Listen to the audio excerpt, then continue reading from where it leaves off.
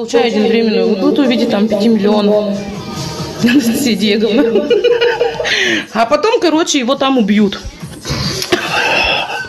В России началась самая настоящая торговля людьми на фронт. В стране действует множество мошенников в группе с военкоматами. Они вербуют людей на фронт, женят на подставных женщинах, которые после гибели бойца просто забирают выплаты от государства. И об этом заговорили даже на канале Соловьёва. Ведущая Анастасия Кашеварова рассказала об этой проблеме и пригласила в студию «Мать» так называемого пострадавшего, который, конечно же, отдал жизнь на войне, а его выплаты забрала одна из таких организаций. Сегодняшняя наша тема посвящена черным вдовам, двоеточие, фиктивный брак.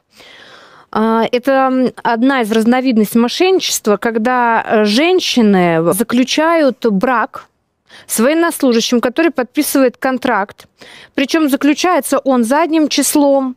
Человек может даже не знать, что он женат на определенной женщине. И они, погибая, не узнают об этом. Узнают об этом их матери. И у нас как раз на связи героиня, мама погибшего бойца, Светлана Федоровна Алексеева. Она пострадала от действий мошенников, и я хочу сказать, что эти мошенники в родном моем селе Кинель-Черкасы Самарской области. Мой сын добровольно поехал заключать контракт в город Самару. В доме ветеранов, когда он находился, там, появился, как я теперь позже уже выяснила, подсадная утка Сергей Белов, который в первый раз напоил сына, он сознание потерял, увезли в больницу. Второй раз напоил его, увезли в полицию. И из полиции его увез незнакомый ранее человек Алиев.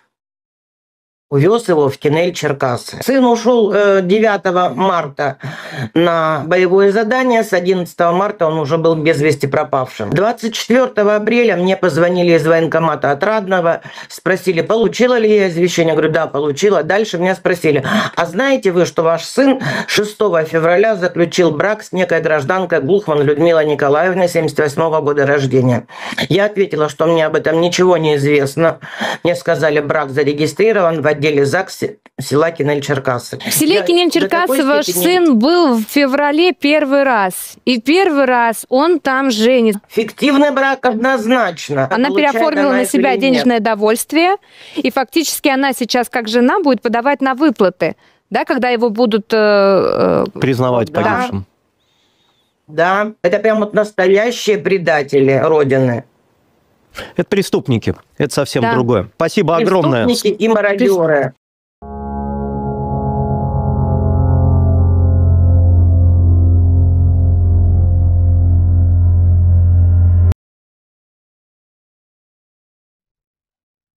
The international rhetoric around the nuclear weapons issue has intensified after yet another absurd statement by former Russian President Dmitry "Alcoholic" Medvedev. Frankly speaking, the salary in the country is not small, it is average, which, for example, allows you to buy a significantly larger number of bottles than, for example, the average salary of the Soviet period. Statements about the possible supply of nuclear weapons to Iran have caused a sharp reaction from the American leader Donald Trump. A few days ago, Medvedev, who currently holds the post of deputy chairman of the Security Council of the Russian Federation, commented on the actions of the United States and Israel in the Middle East. In particular, he criticized the strikes on Iranian nuclear infrastructure, considering their consequences insignificant. The politician also said that the overwhelming majority of countries in the world do not support these actions, and some, according to him, are ready to directly supply Iran with their nuclear weapons. This statement caused a reaction from U.S. President Donald Trump, who on June 23 addressed the situation from his own social platform Truth Social. In the message, he drew attention to the alarming levity with which Medvedev, in his opinion, discusses the topic of nuclear weapons.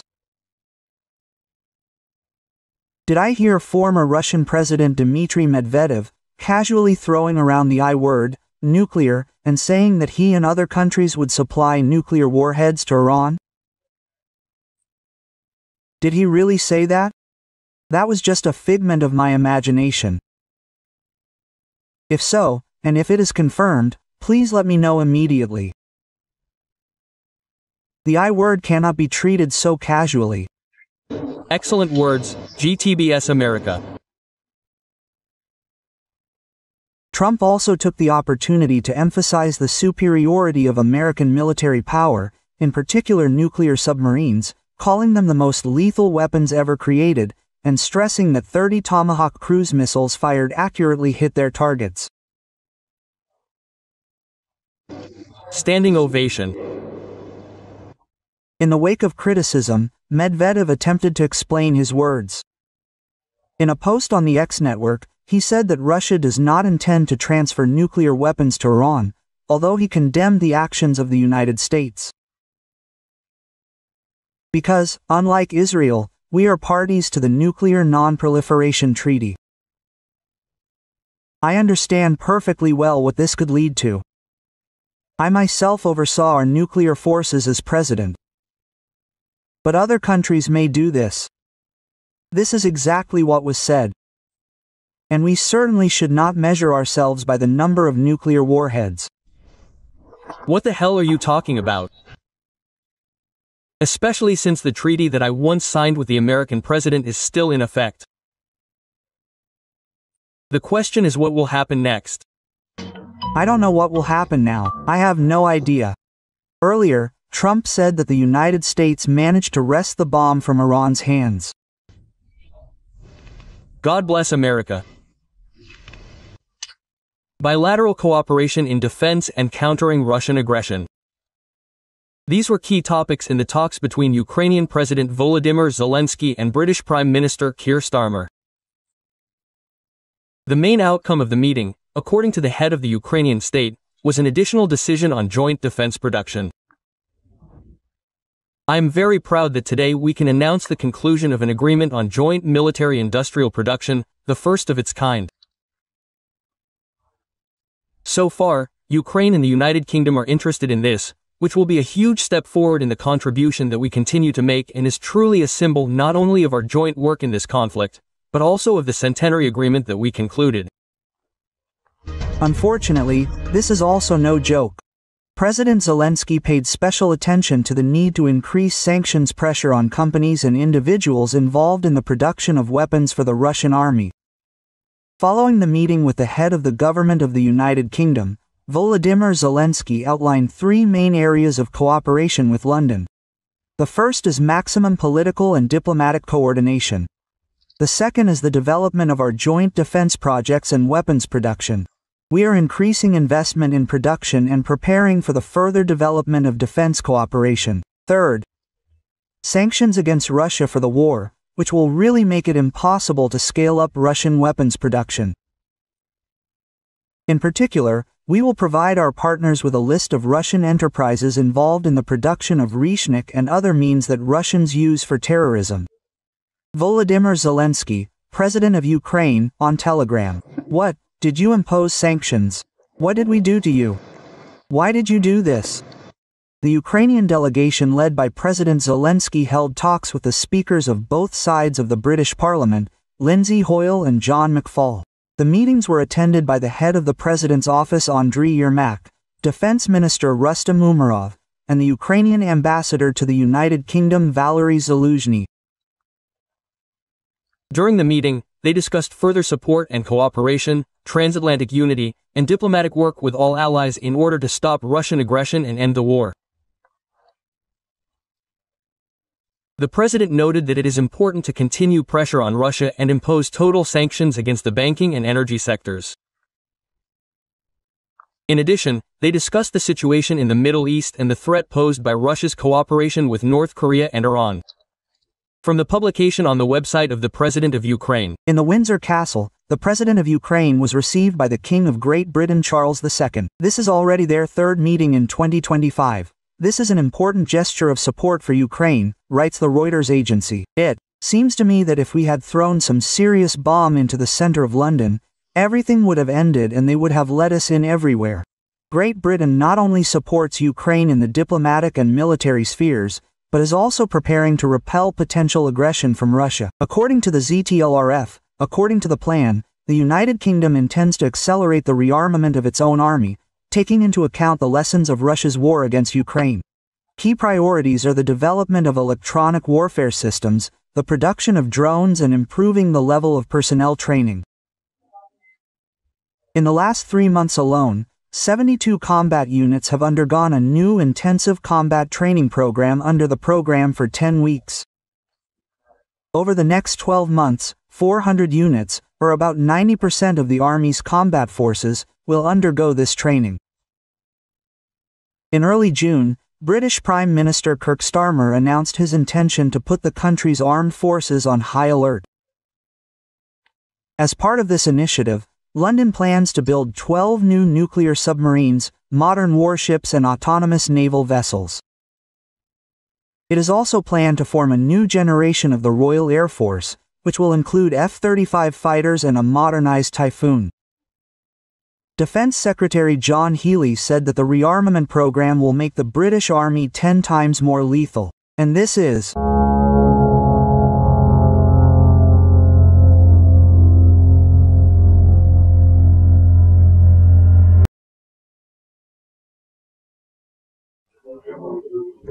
said that vodka supplies to the Republic of South Africa have already been established. You know, this is a very correct, serious step. Why? Because if you drink vodka, as we say, you need to have a snack with something. And therefore, meat products will certainly follow. That means grain supplies. That's a plus for grain supplies.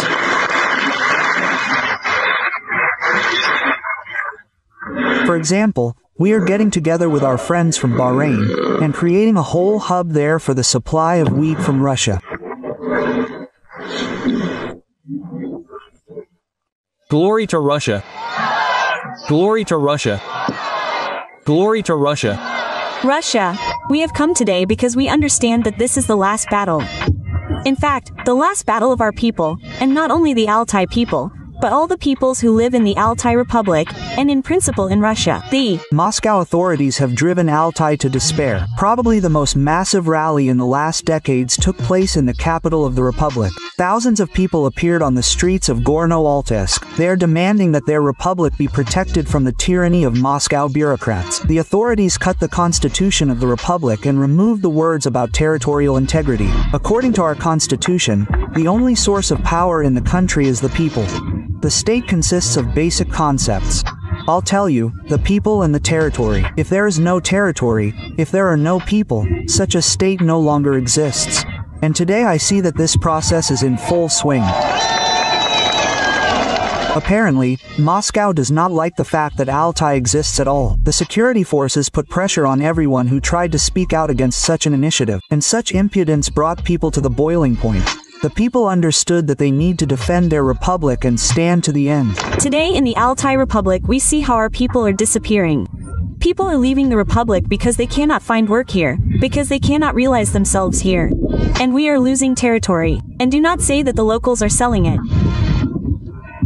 Yes, they sell because it is economically difficult, but it is 20 to 30%, and 70 to 80% goes either through auctions or to investors for their regional investment projects, as they call it. That is where the land goes. And it is not you and me who sell it. That amount cannot be sold.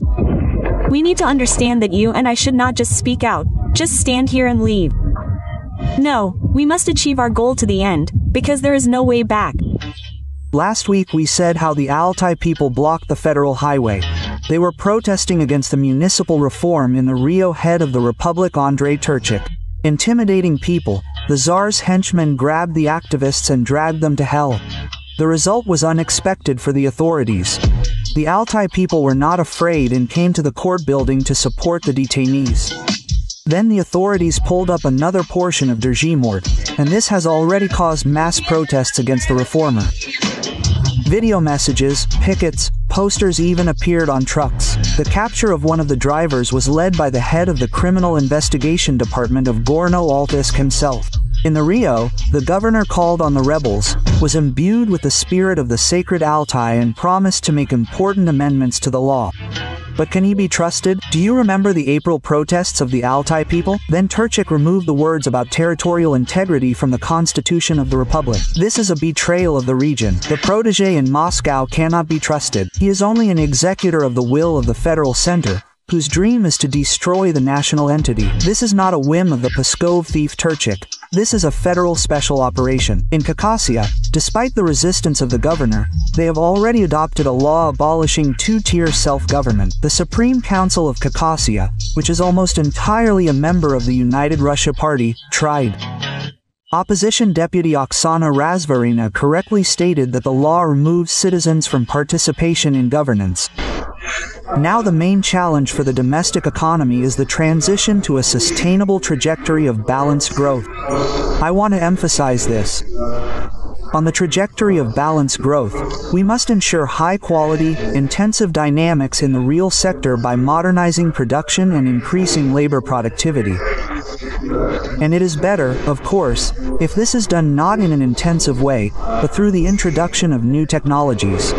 Why are there protests against a single-tier system? It is based on the principle of binding to the population, not to the territory. People understand that this is the centralization of power, this is a single management of everything, and first of all, the budget is very important. It does not take into account the specifics of the territories and the needs of the local population. This is preparation for consolidation, the purpose of which is to destroy the historical and cultural identity of our peoples. Let's remember the unification of the 2000s. What was the result? Phew. The annexed districts are experiencing demographic degradation. For example, more than a quarter of the population left the Koryagsky district after consolidation. The Komi Permyk, Taymyr, Ustorda, Buryat, and Evenki okrugs have also lost most of their population. But the autonomous okrugs that resisted unification show a completely different positive trend.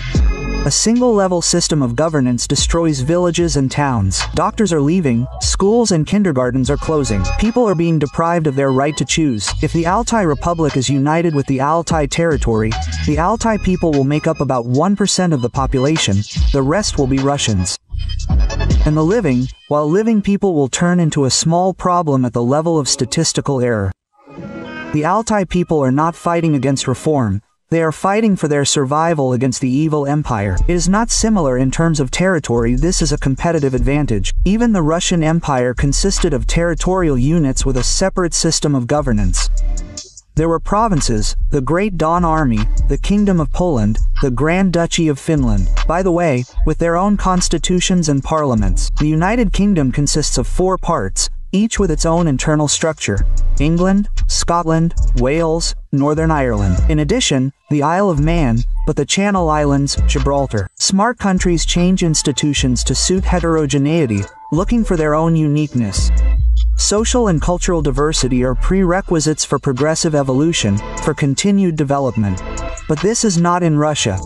While talking on camera about investments, innovations, in practice the authorities are trying to destroy diversity and turn everyone into one obedient herd, uniform. The Russian Federation has driven itself into a dead end of centralism, and any projects imply consolidation and other unitary, stupid strategies. Vertical thinking contradicts free natural development and brings the Russian Federation closer to collapse. Gentlemen officials, do not stop. In the fall, a new head will be elected in the Komi Republic. At the same time, the communists have a high rating. The authorities are afraid that they will not be able to count the election results correctly and therefore do not allow Oleg Mikhailov, a popular communist candidate, to register. That is, they do everything to prevent him from taking part in the elections. Before that, you were driven away by the rage of veterans of the so-called SVO, and they did not allow Mikhailov to submit documents. In support of the communists, they hold single pickets. Even the deputy of the State Council of Komi, Nikolai Brodenkov, joined the action, holding such a picket in his native Izhma. Despite total control, Moscow is losing power in the national republics. People are beginning to understand who Putin is and are ready to elect anyone, even communists. By the way, inventors without alternative elections. What they fought for, they got. They are ready to elect anyone, just not Putin's united Russia. This is already a warning sign. Russia cannot be defeated. It can only be destroyed from within. Russian television continues to admire Operation Web and is no longer embarrassed to admit that it was a complete failure for them. Military correspondent Alexander Kotso said that the strikes on their airfields cannot be called terrorist attacks because they are military targets. What happened to our planes all over the country? I will tell you honestly, I am not inclined to, qualify this as terrorist attacks. We are, after all, at war. We have a difficult, protracted conflict with a very serious enemy. I am not talking about the collective West now, I am talking about Ukrainians in their purest form, and because they are a very dangerous, cunning, inventive and insidious enemy.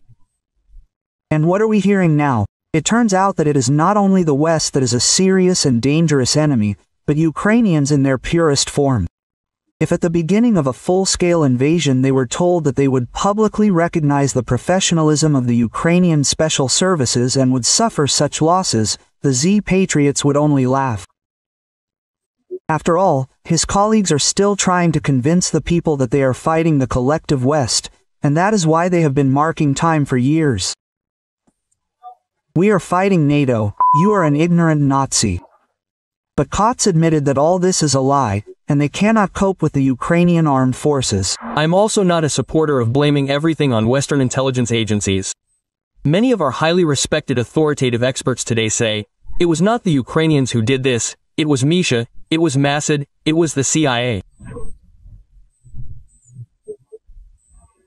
Listen, let's not make our enemy, a serious enemy with whom we are fighting on the ground, some kind of stupid monkey that is incapable of anything without its curators Misha or Masad. This is not true. The Ukrainians are very inventive, very cunning, as I have already said. That is, now Russian war correspondents themselves admit that their propaganda is brazenly lying and underestimating the enemy's strength, calling Ukraine a puppet of the West that is incapable of anything without their help. Some aircraft that we no longer make, well, like the Tu-95, for example, yes, the idea itself, the execution itself, it seems to me, is purely Ukrainian. I would still say that this is sabotage, not a terrorist attack, because we are at war and they attack military airfields, not civilian ones. What happened in terms of execution? Yes, we see this, very, painstakingly prepared in conspiracy theories, conditionally conspiracy theories, sabotage, when, in a rented warehouse, they prepared several trucks that loaded portable cabins, yes, in the roof of which devices were mounted, in which all the fronts were located, controlled via cellular internet through GSM modules. There are a lot of questions.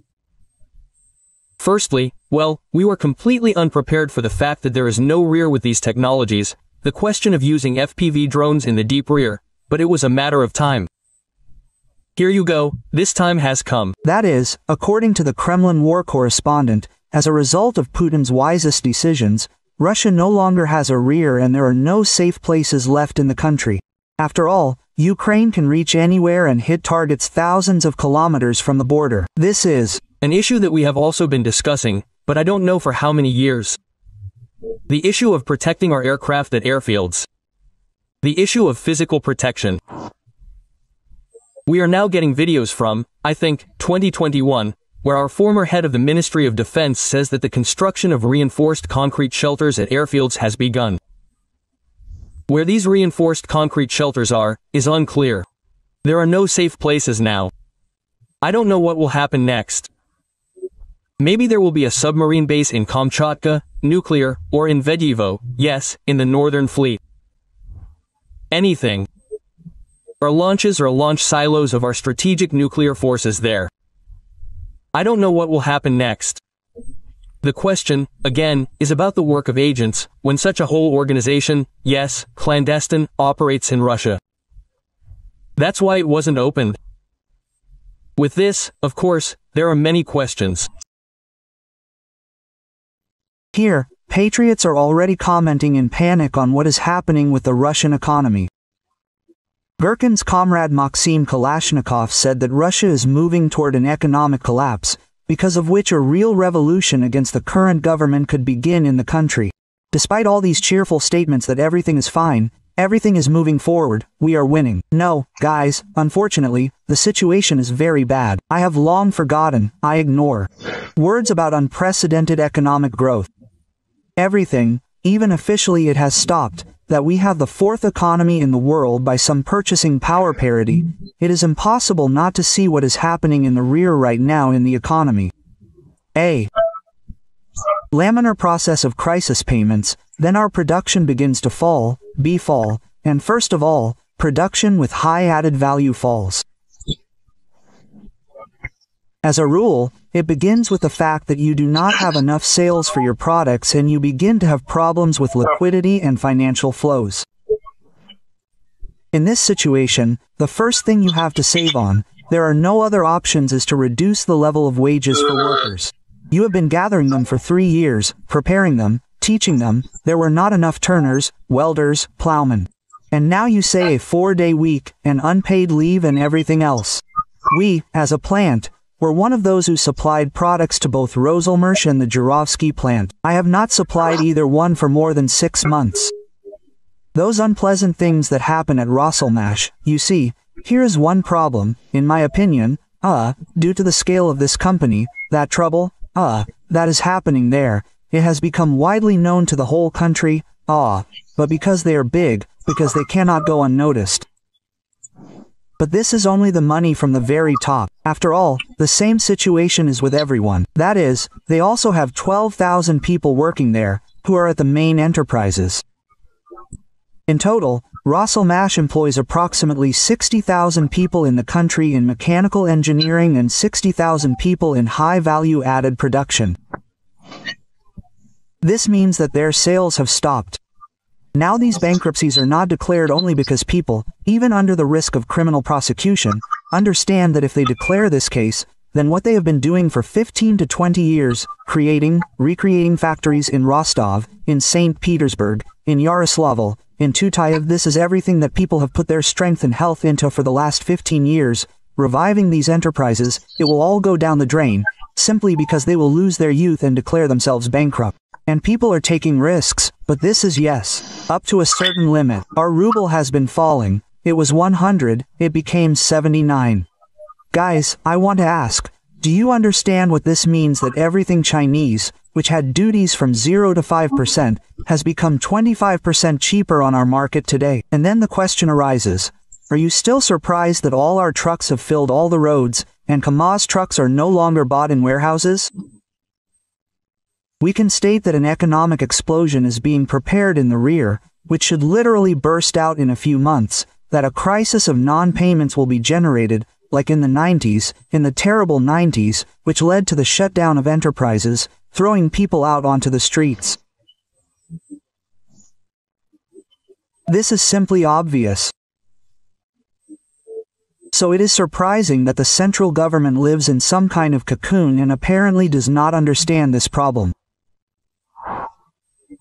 Honestly, what is happening now, for me, clearly paints such a continuation of the Operation Web in our economic rear.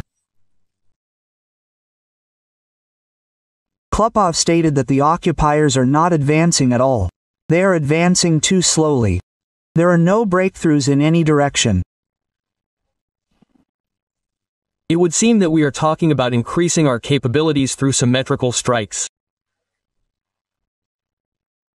Ukraine has clearly shown us this. We have experienced it in our own example. The asymmetrical strike on Kursk brought us a lot of trouble. It is not possible to say, but it is necessary to once again raise the issue of changes at the front, a change in this position. Maybe someone will be satisfied with this, that thank God, that at least we are advancing this way, without any breakthroughs. We have talked a lot about the lack of space, the unmanned nature of the equipment, the role of artillery in modern warfare, armored forces. But nevertheless, we also have a general staff, which leads both academies and research institutes. We need to get out of this situation, this creeping offensive, new forms and methods of using troops. And, accordingly, based on this, it is necessary to return again to the question of, the destruction of the leadership. Israel showed us that they practically decapitated both Qasser and the armed forces of Iran. The Second Army of the world is once again being called upon to learn how to fight from other countries. After Operation Spider's Web, the Zelenskys shouted that they should do something similar. Now they are looking at Israel in the hope that they will be able to repeat something and break through the front line. Of course, our military system against the background of what Israel is doing. I am not a patriot of Israel, but I must admit that this historical enemy of ours acts very, very effectively against the background of this word. We really should learn. Here, moreover, a very alarming bell has just sounded. A very alarming bell has sounded. In fact, Operation Spider's Web was repeated on a larger scale in Iran. See, how touching. But in fact, this is a model of nuclear disarmament. Nuclear missile potential can be increased by tens of %, and if I were our Bamanda, I would, of course, be scratching my head. Then Zetnik casually stated that Russia is on the road to collapse and will most likely have to be saved. Well, in general, if everything develops the way it is developing, then the Russian Federation will have to be.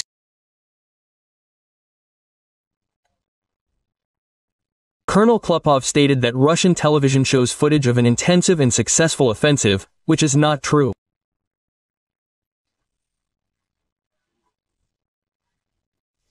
Assessing the situation on the fronts over the past week, one can conclude that the front, regardless of the fact that we have a rosy picture, rosy in the wrong sense, such a promising picture, is on television screens. In fact, the front is in a certain degree of stagnation. There are no serious activations visible in any of the directions. The front continues to move as it was moving with such a creeping offensive. Well, on the one hand, this is good, but on the other hand, the advance is quite slow. Pankin demonstrated the bright picture that Colonel Klupov spoke about. And all the same, the Z-Patriot needs the occupiers to do at least something that will please all the Z-Patriots. We are so tired of the lack of any big news from Ukraine that would, well, make us a little happy that progress is really happening. Yes, we are constantly talking about the fact that we are about to approach Sumy, and not only Sumy. Every day there are reports of the capture of new settlements. But in such a way that it would really shake things up and spread across all the internet media, including Telegram channels, there has not been such news for a long time that would make every Russian person happy, yes, every patriot of Russia. The Zetniks continue to talk about the special Operation Spiderweb and want something similar to happen in Ukraine, to show the footage on TV. Information support for what is happening, we all understand, is very important. They have something to brag about, something to show the audience. Yes, these, are smoking strategies. We too, need to show something. There should be some kind of picture so that you, not only here but all over the world, can see that there's a real heatwave going on in Ukraine. The cynical presenter liked the photos of the destroyed Kherson administration, and he wants to see more. At the same time, the Zetniks do not say a word about the fact that they are striking at civilian infrastructure. It still does not fit in my head that Russians can only be happy about other people's grief. It was a beautiful shot, really beautiful, a blow to the Kherson administration. Now that's what I understand. These are the kind of shots that are needed so that they run to the best telegram houses, so that there is something to show. This would remind us once again that we are really moving forward, that we are really determined. Well, Kalashnikov is still offering his ideas for conducting military operations. He is right about one thing. Ukraine continues to weave a web into which Russia will inevitably get caught. The intelligence headquarters is, in general, what stands in Kyiv, in the 4th year of the war, unharmed. Here the SBU and the GERs are there. In fact, their leaders continue to weave a web.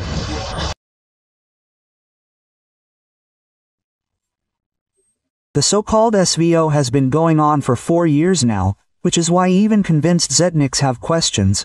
What are they doing at all, and why are they not using their capabilities to the fullest? And here the same forbidden question begins to be born. Maybe they just don't have these capabilities? Colonel Rustam Klupov is perplexed. Why hasn't Russia delivered that crushing blow that would have accelerated their desired victory?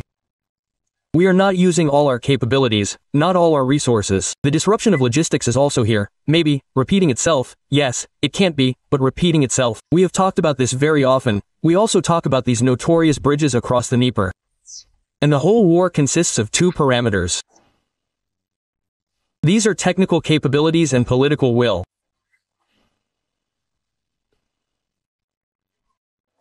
The question is, we don't have the technical capabilities to destroy these bridges, or, therefore, the leadership says, stop, let's wait for some reason. But if this is a technical capability, it is easily resolved. If we had set ourselves the goal of destroying the bridge on the Liman near Odessa, that's it, no one talks about it. They tried to restore it several times, but destroyed it again. Even today it is unclear whether it is in good condition or not. The same thing happened with any other bridge, like the Antonovsky Bridge. They tried to destroy it with their HIMARS. At first, nothing worked. In the end, we blew it up ourselves and made it completely unusable. And here, too, we have the strength and the ability and the means to reach every bridge. Technically, through intelligence means, anyway. Asymmetrical strikes. It would seem that we are talking about, increasing our capabilities through symmetrical strikes. Ukraine has clearly shown us, we experienced this by our own example. The asymmetrical strike on Kursk brought us a lot of trouble. And now we have liberated the territories, thank God, and we are very seriously monitoring that this does not happen there in any of the other directions. Why don't we create the same conditions in the Bryansk direction, in the Kiev direction, in the Lvov direction? Let's return to this topic again in order to stretch the front line. So, the Ukrainian side does not have enough forces and resources to close all the gaps. And it is difficult for them, difficult enough to stretch their forces in these directions in order to weaken their resistance in the direction of the main attack.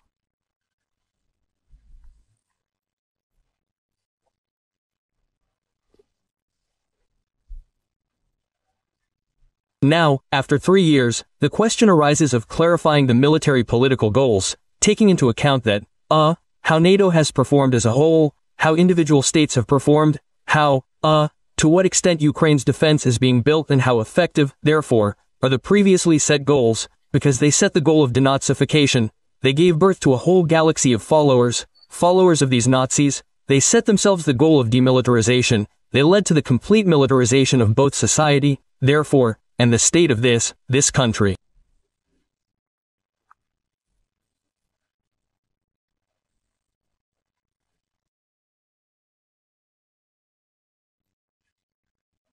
Alexander Chelenko, a journalist who betrayed Ukraine back in 2014, admitted that people in the occupied territories still watch Ukrainian television via satellite dishes, which is why he called for fighting this problem.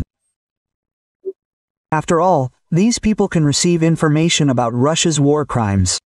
3 years after the restoration of historical territories with Russia, the Kiev regime does not abandon its attempts to influence the immature minds of newly minted Russians. What do you think, is our propaganda, including in the media, coping with its task? Because it seems to me that we are not doing enough to convey our point of view, including to the historical regions of Russia. Even now, yes, after 2 years, well, then it was 2 years, and now it is the same, 3 years after the new territories joined the Russian territories. In many places, there are still Ukrainian dishes. They are popularly called Goronichi mountains. Well, they just have this kind of device, 3 heads, that's it, and they are called Goronichi.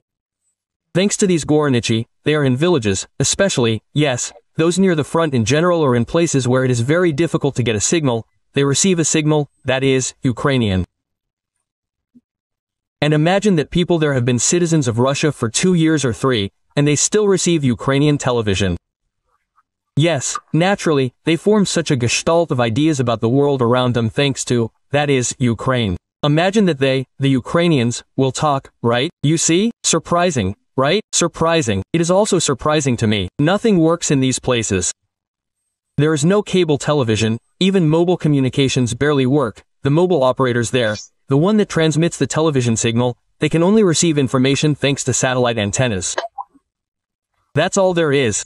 Well, if there is electricity, of course, they came up with, there, I think, the People's Front or whatever this organization is called, the Front, yes, they came up with, such a free, a free solution to the problem. They come and quickly change all these dishes. They, thanks to these dishes, they broadcast, 20 TV channels. First of all, these are all the main federal channels, starting from the first one, ending with, NTV and, some entertainment channels. 20. Well, it's quite normal to receive Russian information, the Russian point of view. So, a girl was telling me literally a week ago that she walked around the center of Donetsk and, in many places she saw these Goronichi, yes, she said, I don't know, not in Rabishistan, not Rabishistan, but they are there. And it seems like from 26 onwards, repressive measures will begin. Quote, I think that this is right, yes, that's what whoever didn't exchange, that's what they cut everything off, yes, remove, because there really is a war going on now. So it is known that we can't give the enemy propaganda machine a chance, yes, to work on our territory, ours, so to speak, to liquefy our brains. I even talked to Push Island's advisor Elena Nikodina.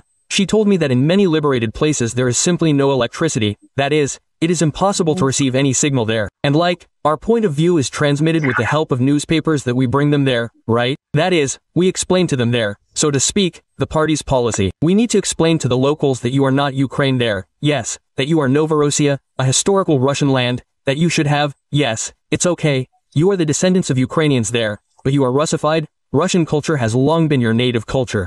You speak Russian, yes, you are Orthodox there, of the Moscow Patriarchate in 1914-15, Motorola was driving around Donetsk, in a jeep there and at full blast, he was putting on Ocean Elzy there, Yana, I'll give up on the failure and so on and so forth. That's what he wasn't shy about, that's how he liked it and so on. But that was in 1914-15. Now, let's say, well, how would you start listening to something Ukrainian? It always raises questions there in the frontline zones, that means. Questions, probably, yes. Questions, yes, about what? So what? You don't sympathize with Ukraine. And if you sympathize, aren't you a spy, right? That is, they don't need these questions. And so I, talked to guys who had encountered such things. They weren't listening to music, but some programs were playing loud sounds. The neighbors, called the relevant authorities and said, we have some kind of, Ukrainian spy behind the wall, check.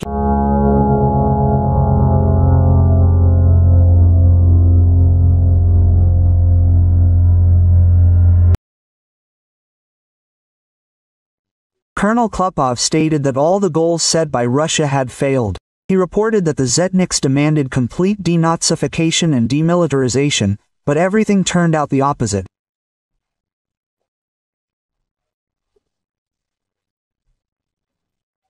Now, after 3 years, the question arises about refining the military political goals, taking into account how NATO has performed as a whole, how individual states have performed, how Ukraine's defense is being built and how effective, therefore, the previously set goals are, because they set the goal of denazification, gave birth to a whole galaxy of followers of these Nazis, set themselves the goal of demilitarization, but led to complete militarization of both society, therefore, and the state of this country.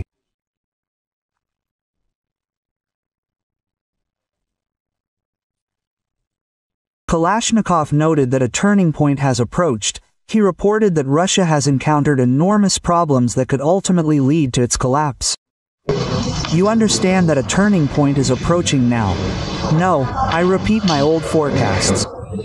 Either we take Ukraine out of the war, or we will face a very strong economic and subsequent world events. Draw your own conclusions. Apta Aladanov said that Russia urgently needs to prepare 1 million occupiers and take them by numbers, which Kalashnikov disagreed with. The military blogger explained that in this case the economy will not withstand and Russia will fall.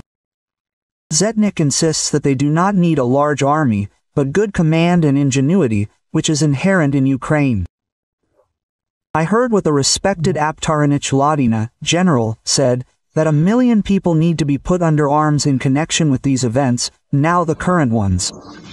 Well, I would still object to him, because in the current state of the economy, which has not been transferred to the rails of military socialism, the State Defense Committee has not been created. In the current state of the economy and management in the Russian Federation in general, this 1 million people, if you call them now, it is simply that which will overturn the economy of the Russian Federation. And after all, it is not the masses that should fight, Aptarovich, but the mind, the ingenuity that should be learned. It would not be a sin to do so in this case. But not the masses to crush, but as they say, ingenuity and such futuristic weapons. Zetnik stated that the situation is not developing for the better for Russia, hinting at a possible revolution. We must stick together, because the situation is going on now, it is developing absolutely not for the better for us. Very, very turbulent processes may also begin within the Russian Federation.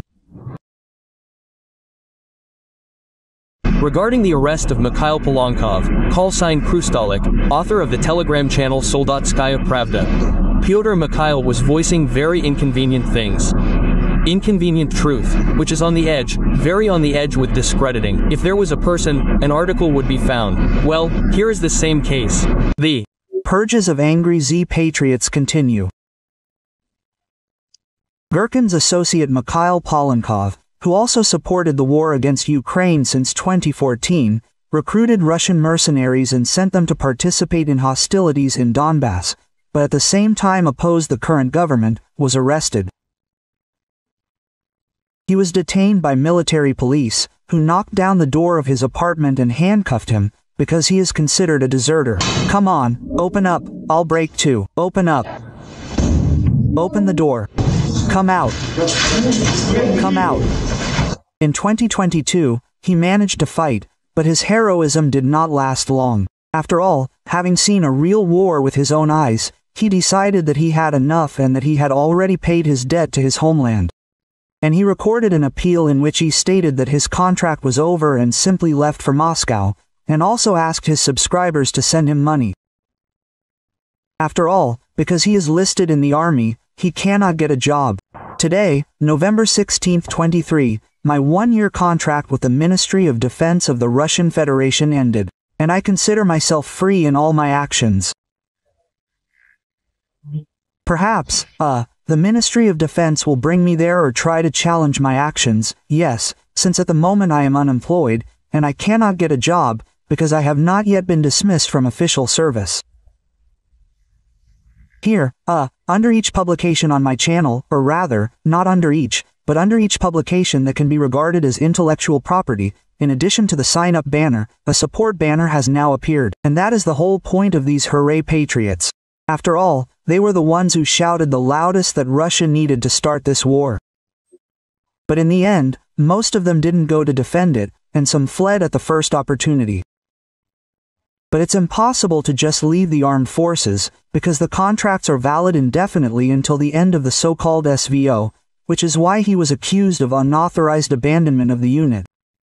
And now 2 scenarios await him, either a term of 5 to 10 years, or a bloody assault. But that's not all.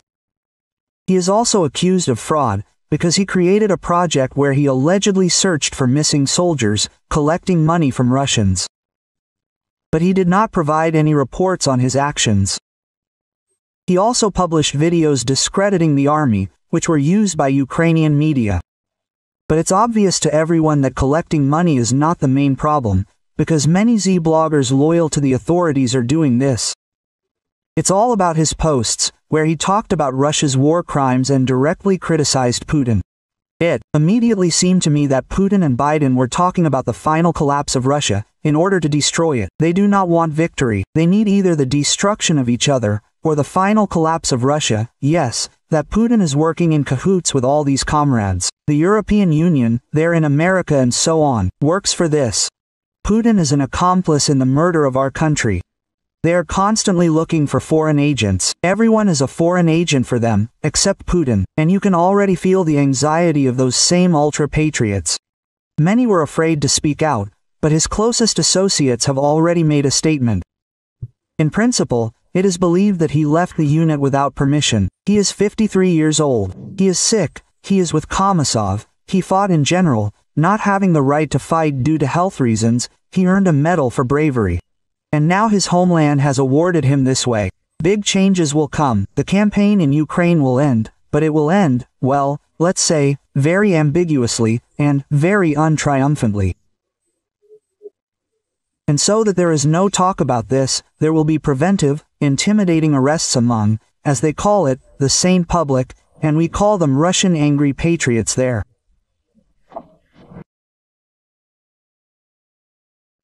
Klopov openly admitted that all the goals set by Russia since the beginning of the invasion have failed. The Zetniks demanded the complete denazification and demilitarization of Ukraine. However, the reality turned out to be the opposite. Ukraine has grown stronger, and Russia is getting deeper into a protracted and exhausting war. Military blogger Kalashnikov stated that Russia is facing enormous internal and external difficulties that could lead to the collapse of the entire system. Against this background, Apti Aladanov proposed a radical solution to urgently mobilize 1 million people. However, Kalashnikov opposed this idea, arguing that Russia's economy simply cannot withstand such tension. He noted that the country does not need a huge army, but rather a high-quality and intelligent command, which Ukraine has. He also added that the situation is getting worse for Russia, and if everything continues in the same spirit, the country may face not just a military defeat, but an internal social explosion.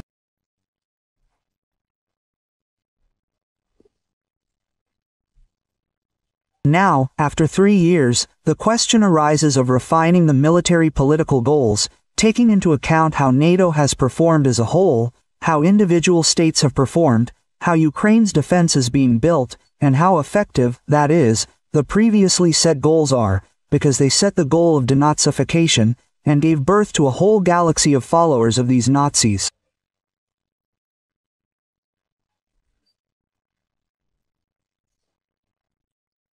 They set the goal of demilitarization, but led to the complete militarization of both society, that is, the state of this country. You understand that a turning point is approaching. I repeat my old forecasts. Either we withdraw Ukraine from the war, or we will face a very strong economic and subsequent events. Draw your own conclusions. I heard what the respected Apteranovich Ladanov, general, said, that 1 million people must be put under arms in connection with these current events. Well, I would still object to him, because in the current state of the economy, which has not been transferred to the rails of military socialism, the State Defense Committee has not been created. In the current state of the economy and management in the Russian Federation in general, this 1 million people, if you call them now, you are simply what will overturn the economy of the Russian Federation.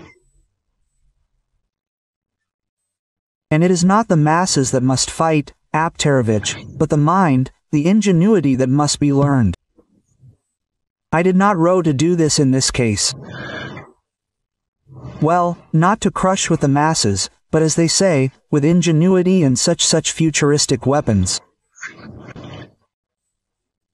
We must stick together, because the situation is now developing in a completely not the best direction for us. Very, very turbulent processes can also begin inside the Russian Federation. Российское телевидение показывает кадры якобы интенсивного и успешного наступления. Однако, по словам Клупова, это совершенно не соответствует реальности. Панкин продемонстрировал ту самую яркую картинку, о которой говорил Клупов. И все-таки зетникам по-прежнему нужно хоть какое-то доказательство их выдуманного успеха. Они отчаянно ждут, что оккупанты сделают что-то, что могло бы порадовать Z-патриотов. Они мечтают, чтобы в Украине произошло нечто масштабное, чтобы можно было продемонстрировать победные кадры по телевидению. Циничный Панкин, не скрывая удовольствия, разглядывает фотографии разрушенной херсонской администрации и открыто говорит, что хочет видеть еще больше таких снимков. При этом ни он, ни другие зетники не упоминают о том, что удары наносятся по гражданской инфраструктуре. До сих пор не укладывается в голове, как можно радоваться чужой боли и разрушениям. Но именно это, по словам ведущего, вдохновляет россиян. А Калашников продолжает предлагать свои идеи ведения боевых действий. Пожалуй, в одном он все же прав. Украина продолжает ткать паутину, в которую Россия неизбежно встрянет.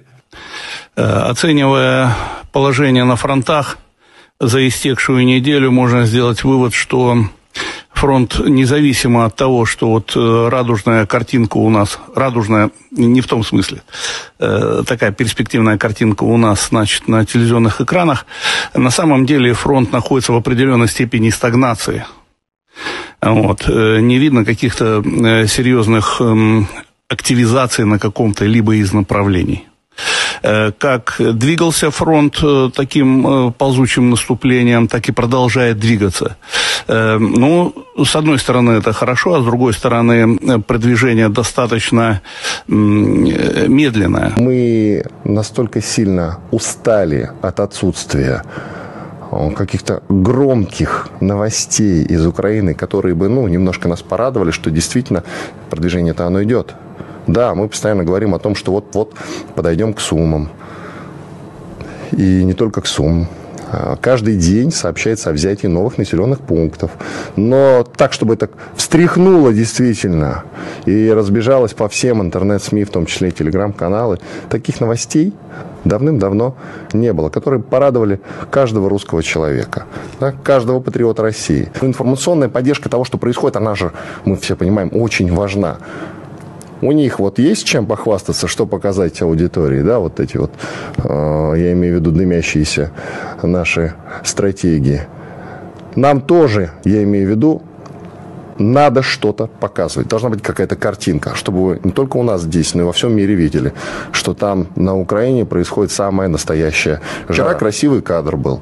Действительно красивый. Удар по херсонской администрации. Вот это я понимаю. Вот такие кадры нужны, чтобы они разбегались по лучшим телеграм-домам, чтобы было что показать. И это бы нам лишний раз напоминало, что мы действительно продвигаемся вперед, что мы действительно настроены решительно. Штаб-квартира разведки. Это, в общем, то, что в Киеве на 4-м году войны стоит целым невредимым. Вот СБУ и ГУР, и там собственно говоря, их руководители продолжают ткать паутину. On the Соловьёва channel, they unexpectedly admitted that television is lying and showing an overly optimistic picture of what is happening at the front. After all, in reality, their advance is very slow and almost unnoticeable. According to Colonel Rustam Klupov, he said that the front is in stagnation, and they have not seen any serious breakthroughs for a long time. Assessing the situation at the fronts over the past week, we can conclude that the front, regardless of the fact that we have a rosy picture, rosy not in the sense of, such a promising picture we have on television screens. In fact, the front is in a certain degree of stagnation. Look, there are no serious activations visible in any of the directions. The front continues to move with such a creeping advance. Well, on the one hand, this is good, but on the other hand, the advance is quite, slow. They said about the regions in Ukraine that we consider ours. Yes, I have said many times that I consider the Russian and Ukrainian people to be one people in fact. And in this sense, all of Ukraine is ours.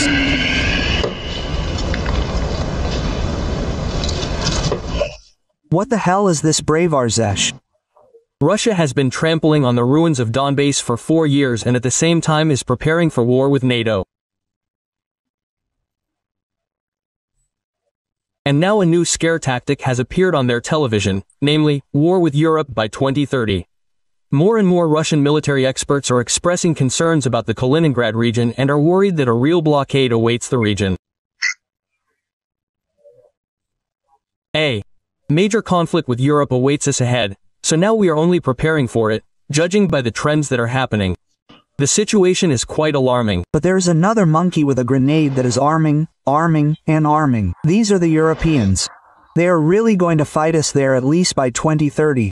Why are Estonia and the Baltic states really minding their borders, really laying dragons' teeth of? Of course they are, because sooner or later they will blockade Kaliningrad for us. The enemy has already announced that it is preparing for war with Russia by 2028 to 30. How will they achieve this? Either by blocking the Kaliningrad region, or by violating the rights of, the Russian-speaking population in the Baltic states, or by violating the rights of polar bears there, or it is not so important. It is not so important, but the goal has been set, the task has been set. Yes, the goal has been set to prepare NATO for war with Russia in 2020 to 30. Klopov is concerned that many are satisfied with at least this kind of offensive, which does not really correspond to the status of the second military force in the world, and called on the top leadership to change their approaches for a more effective introduction of military operations. Therefore, based on this, one cannot say, but it is necessary to once again raise the issue of changing at the front, changing this position. Maybe someone is happy with this, thank God, that at least we are advancing without any breakthroughs. We have talked a lot about the lack of space, the unmanned nature of the equipment, the role of artillery in a modern war of armored forces. But nevertheless, we also have a general staff, which leads both academies and research institutes. We need to get out of this situation, this creeping offensive. New forms and methods of using troops. And, accordingly, based on this, it is necessary to return to the issue of, the destruction of the leadership. Israel showed us that they practically beheaded both Qasser and the armed forces of Iran. That is, after so many years, Russian television still does not understand how they can defeat Ukraine and how they can change the methods of waging war to achieve results. After all, the creeping offensive suits everyone, despite the colossal losses and depletion of the economy. We have this old, well, it's not a proverb, not a parable, but an old rule. Where the foot of a Russian soldier steps, there is ours. This is just an amazing. Putin said that he is ready for negotiations with Zelensky, but there is a nuance. Well, it is dangerous. We are ready to meet. I am ready to meet with everyone, including Zelensky. If the Ukrainian state trusts someone to negotiate, for God's sake, let it be Zelensky, Putin said in a conversation with journalists. For God's sake, let it be Zelensky. The question is not who will sign the document. God, how finished I am. According to Putin, the main question is who will sign the documents. He again said that Zelensky is allegedly illegitimate. Moreover, Putin threatened to worsen the situation for Ukraine. If Kyiv refuses to negotiate with Moscow, they will not negotiate, the situation may change for the worse for them. There is no need to drag it out, we need to sit down and negotiate, the head of the Kremlin said. If we continue to fight further, and many watch, some in quotes only talk about the fact that we can fight forever, this is nonsense. And we have very strong large losses. Putin also assured that Russia is allegedly trying to end the hostilities in Ukraine. Yes, we don't need to decide, that's it. Because otherwise, look, I'll say it again, the scales begin to strategically tip in favor of our enemy. And the strike was not on residential areas, but on defense industry facilities, on factories that produce military equipment. That's what we're doing. And we're making no secret of this. One of the goals of the special military operation is the demilitarization of Ukraine. The first basic truth. Russia cannot, does not, and will not voluntarily withdraw from the war, because war is a way of existence for this type of state. That is, they've thrown away all the husks, implemented the concept of control over the internal people, over their own citizens, yes, through war. And, accordingly, this is the only form of existence for Putin's state. Yes, there are no other forms of this state and there never will be. And, accordingly, it will not be able to withdraw voluntarily, I emphasize, regardless of the negotiation processes. Don't you see that our guys give their lives, not just perform, not just talk, but defend with their lives the rights of not only the African continent, but all people on our planet? Billions of rubles have been stolen under some suite. What have these people been doing all this time? Billions were needed for what? To assemble the most basic design, obvious to any engineer, and on top of that, assemble it using an American engine, some foreign propeller, and all the avionics are probably foreign. Are you kidding me, bastards? It was practically a direct hit. It tore apart the main part of his remains. They took him home, right, Zhenya? And then they found his leg here. We have such an old it's not a saying, not a parable, but an old rule. Where the foot of a Russian soldier steps, that's ours. And here is buried the foot of Colonel Nikolai Nikolaevich Ovcharenko. On March 15th, he was building this crossing. Yes. Yes, he managed to build it. Yeah. And he has already accepted the kingdom of heaven.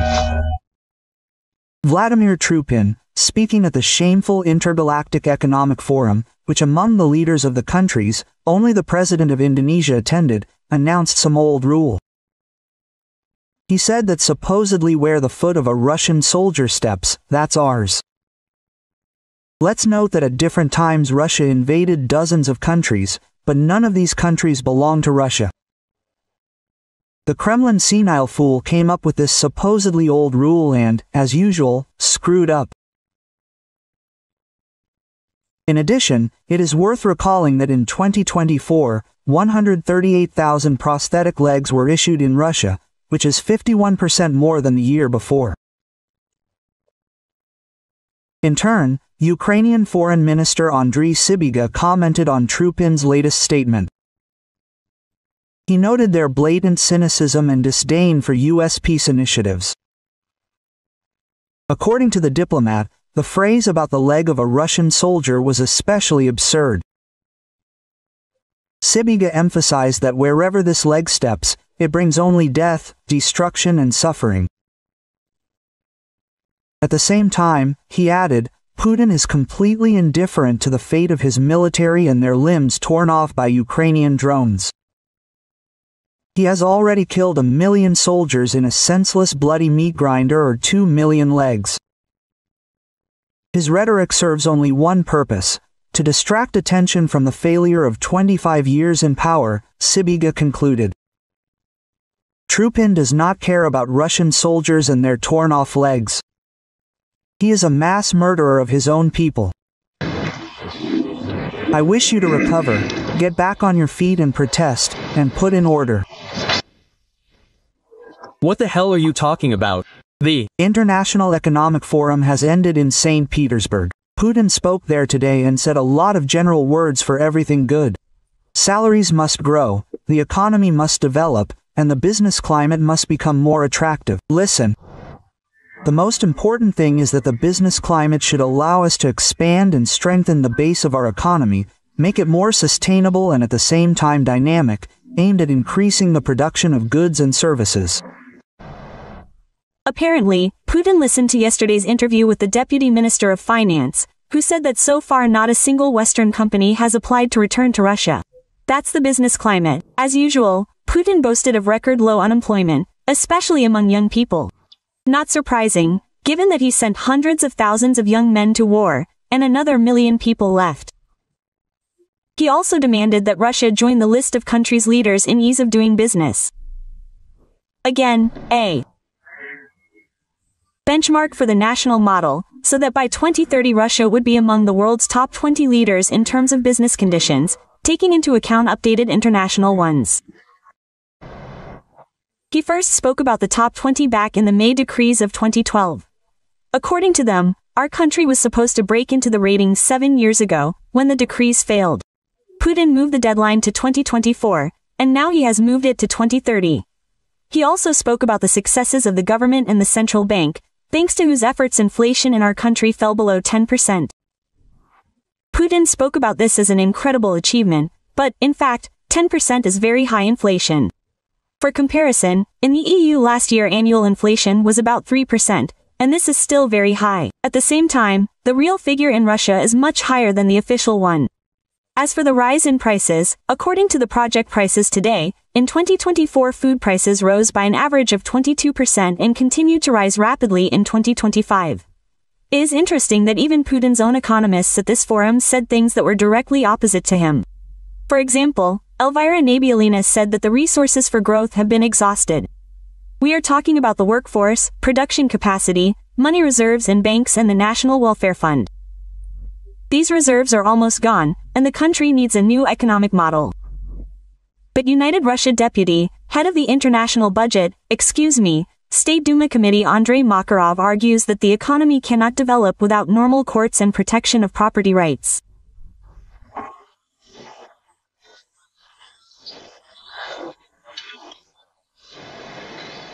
But when business no longer speaks about the main problem, the investment climate and the lack of institutions, and institutions are actually an opportunity, if your rights are violated, to go to court and expect that it will be a fair decision, regardless of who you go to court to, who you argue with.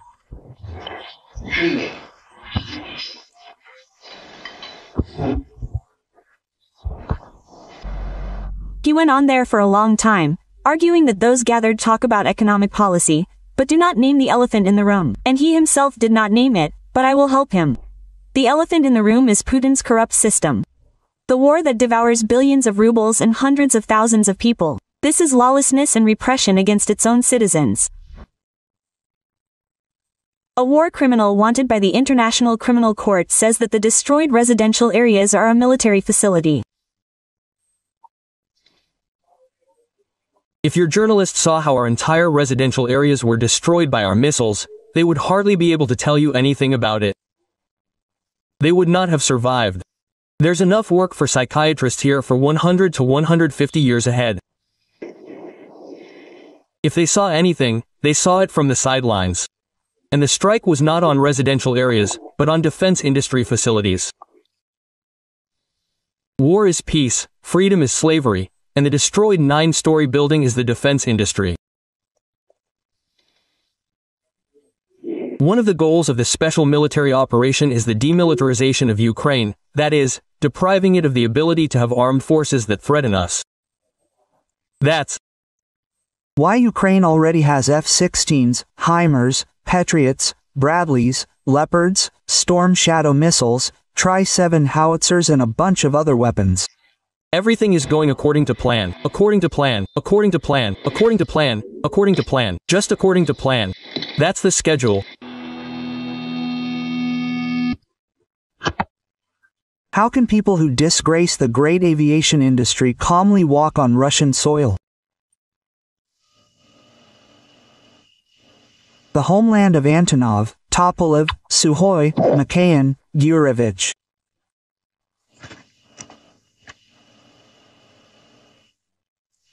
And now someone appears and says, well, here and their billions, they're billions. It didn't work to annul the diplomas. You are not aircraft engineers, you are not designers, you are a disgrace to the people, you have disgraced the country.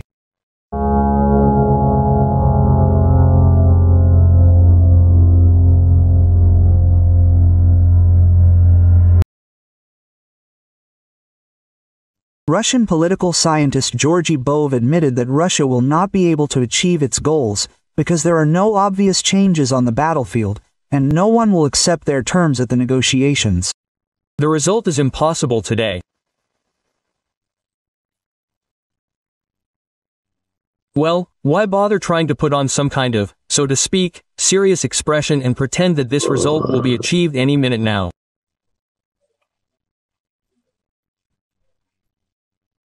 It is impossible, because the negotiating positions of the parties are irreconcilable, they are incompatible, and there are no prospects for, finding some kind of compromise there.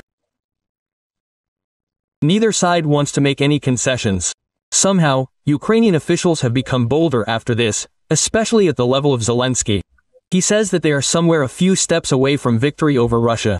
This is the first point, and, in my opinion, the head of the terrorist organization of the SBU, Malyuk, a terrorist, an extremist, made a rather alarming statement. It is also important to talk about this. Where would we be without it? Because everything needs to be talked about everywhere. And there, a rather alarming, I will tell you again, quote, the SBU will beat the enemy where he considers himself unreachable. We are working to surprise him with new surprises, no less painful than the web itself.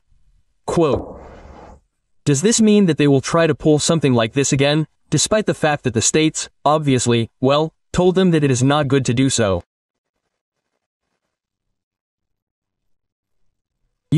Strikes on strategic aviation are not the most critical blow to the nuclear triad, although painful.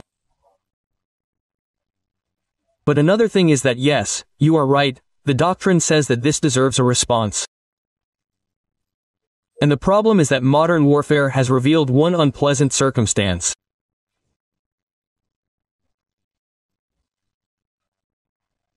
Our vast territory, which for many centuries was Russia's main strategic advantage, has become its main strategic disadvantage, because it cannot be covered entirely by air defense systems, as it turns out.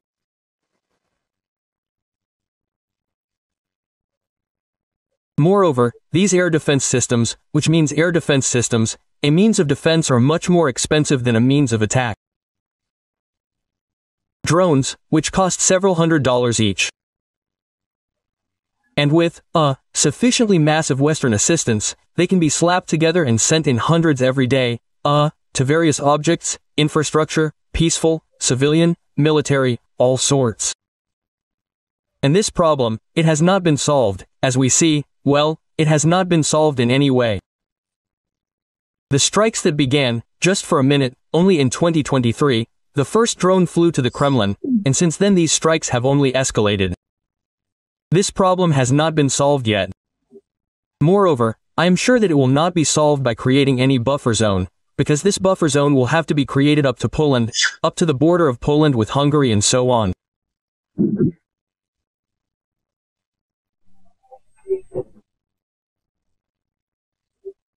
And that is why this confidence of the Ukrainian leadership that they have found a method of waging war that is cheap enough for them, but painful enough for us.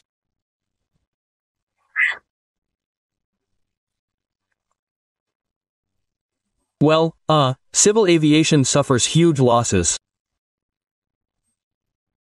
Here are a few more months of such an increase in such strikes, and our civil air traffic in European territory will be paralyzed. This is economic damage. The damage is enormous. Enormous.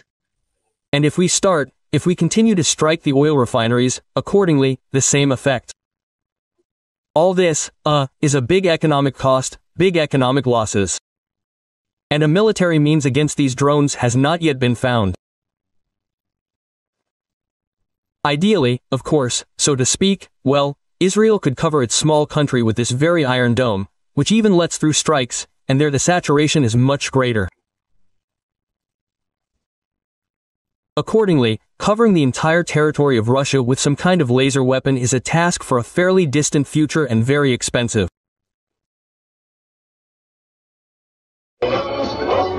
We don't even have any desire or thoughts about it, realizing that this day for a person can be the last. Russians do not abandon their own, they eat them.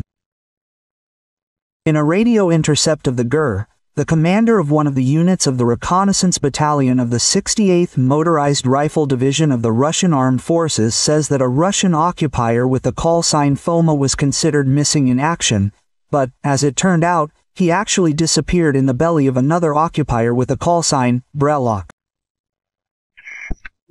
So the keychain ate my mouth. No one ate anywhere. The keychain knocked him down, and then ate the reception for 2 weeks. Come on. On yourself, little Chelik.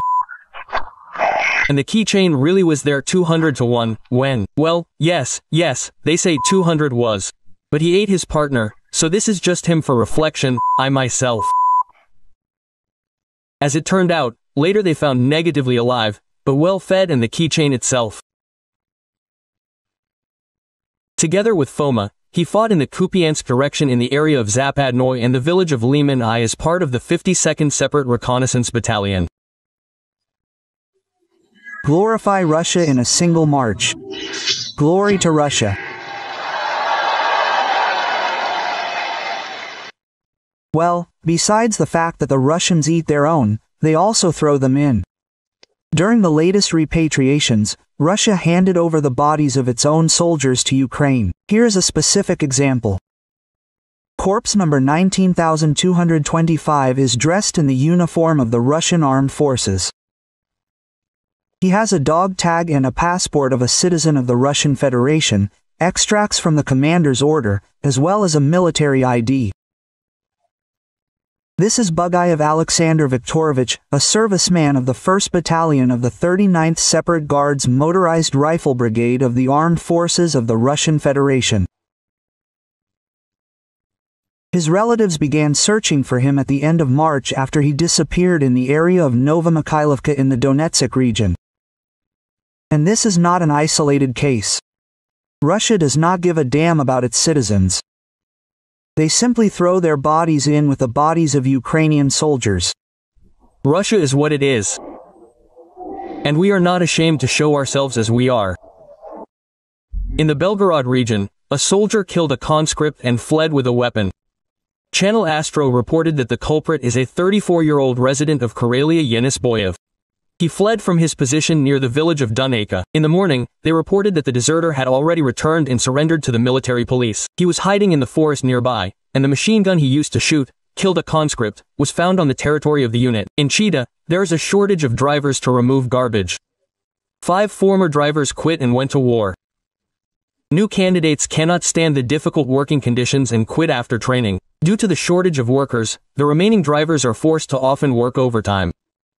Garbage trucks leave even at night. The military court sentenced the volunteer of the Army of Beauty's movement Nadezhda Rossi to 22 years in prison. She was found guilty of treason, financing terrorism and calling for action against Russia's security. Volunteers of the movement collected humanitarian aid, evacuated civilians and animals from the combat zone. Special Governor of the Leningrad region Igor Petrov was found dead with a gunshot wound. The 66-year-old official represented the governor in the Legislative Assembly of the region. Igor Petrov's body was found in a country house in the Seveloshki district. According to the preliminary version, he accidentally shot himself while cleaning his weapon. Residents of Kazan were advised to take cash to the party. The deputy head of the city's executive committee said that there could be problems with communications. In the last week, entire regions have been suffering due to the internet shutdown. This is being done due to the threat of drone attacks. Deputy Speaker of the State Duma Vladislav Davinkov revealed the secret of Elon Musk. It turns out that the billionaire has applied for political asylum in Russia. This statement is currently under consideration by the Ministry of Foreign Affairs. Davinkov shared this crazy news at the St. Petersburg Economic Forum. Considering the format of the event, which is more like a clown show, Davinkov's words should be treated with a fair amount of skepticism. MIT has already responded that Davinkov does not work for them. We are waiting for Elon Musk's comment. A war criminal wanted by the International Criminal Court says that the destroyed residential areas are a military facility. If your journalist saw how our entire residential areas were destroyed by our missiles, they would hardly be able to tell you anything about it. They would not have survived. Psychiatrists have enough work here for 100 to 150 years. If they saw anything, they saw it from the side. And the strike was not on residential areas, but on military-industrial complex facilities. War is peace, freedom is slavery, and a destroyed 9-story building is a military-industrial complex. One of the goals of this special military operation is the demilitarization of Ukraine, that is, depriving it of the ability to have armed forces that threaten us.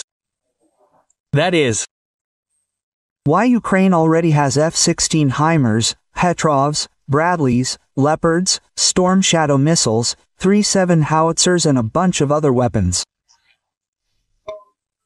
An updated looter mobile to take washing machines off the battlefield.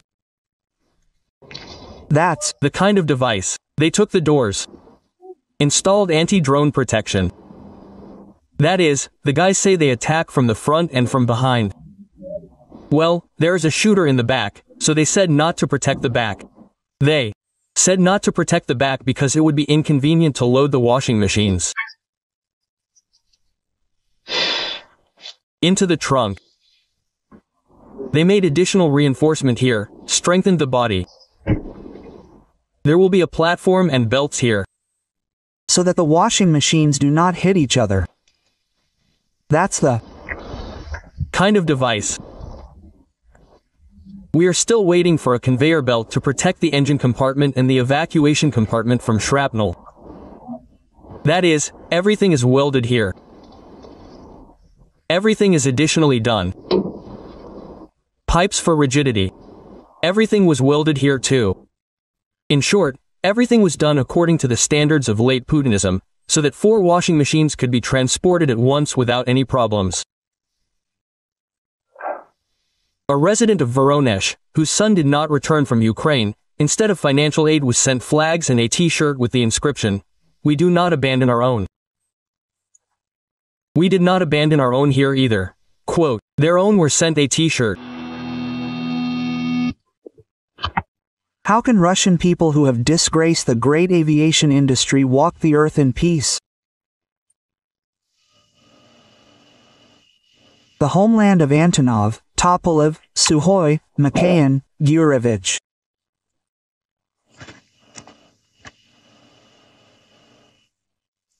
And now someone appears and says, well, billions here and there, billions there. They failed to annul the diplomas.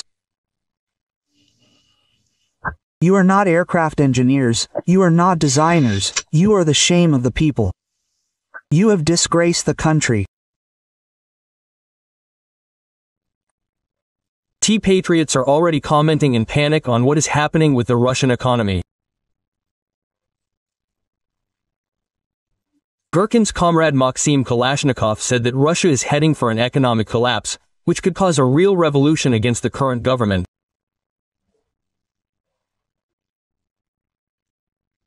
He admitted that Putin's assurance that the economy is growing and sanctions have benefited Russia is a blatant lie. And in reality, their economy is starting to collapse. Despite all these cheerful statements that everything is fine, everything is moving forward, we are winning. No, guys, unfortunately, the situation is very bad. I have long forgotten, ignoring the words about unprecedented economic growth. That's it, even officially it has stopped. That we have the 4th economy in the world in terms of purchasing power parity, one cannot help but see what is happening in the rear, namely in the economy.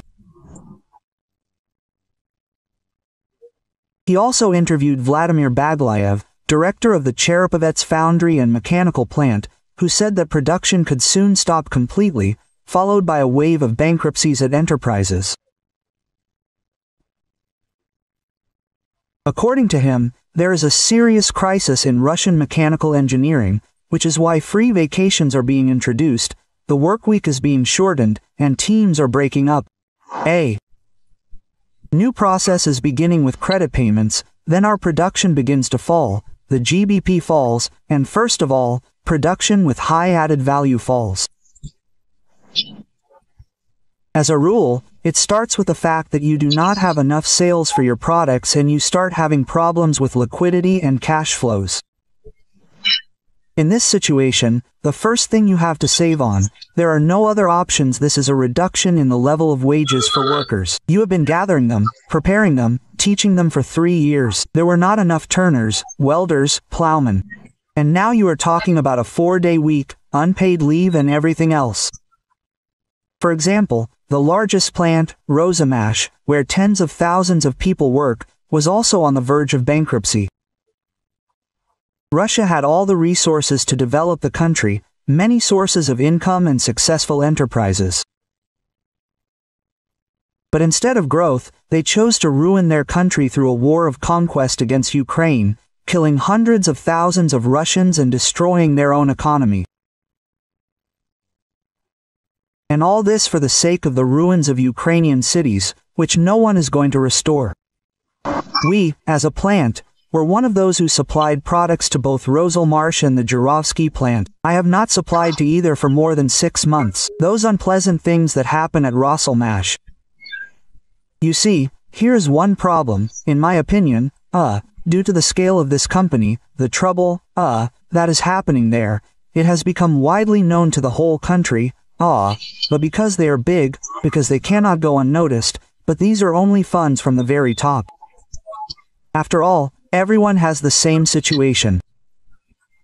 That is, they also have 12,000 people working there, who work at the main enterprises at Roselmarsh. In total in the country about 60,000 people in mechanical engineering and in production with high added value 60,000 people. So, their sales have stopped.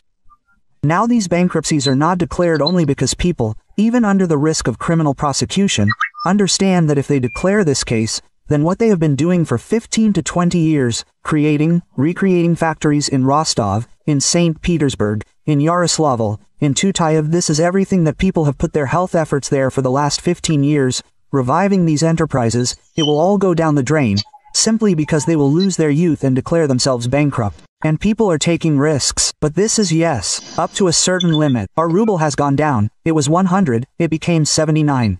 Guys, I want to ask, do you understand what this means? That all the Chinese, which had duties from 0 to 5%, today became 25% cheaper on our market? And then the question arises, are you still surprised that all our trucks have filled all the roads, and Kamaz trucks are no longer bought in warehouses?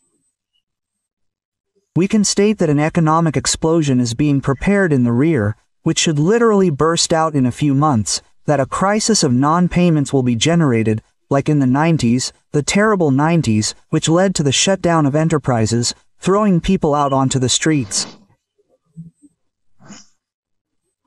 This is simply obvious.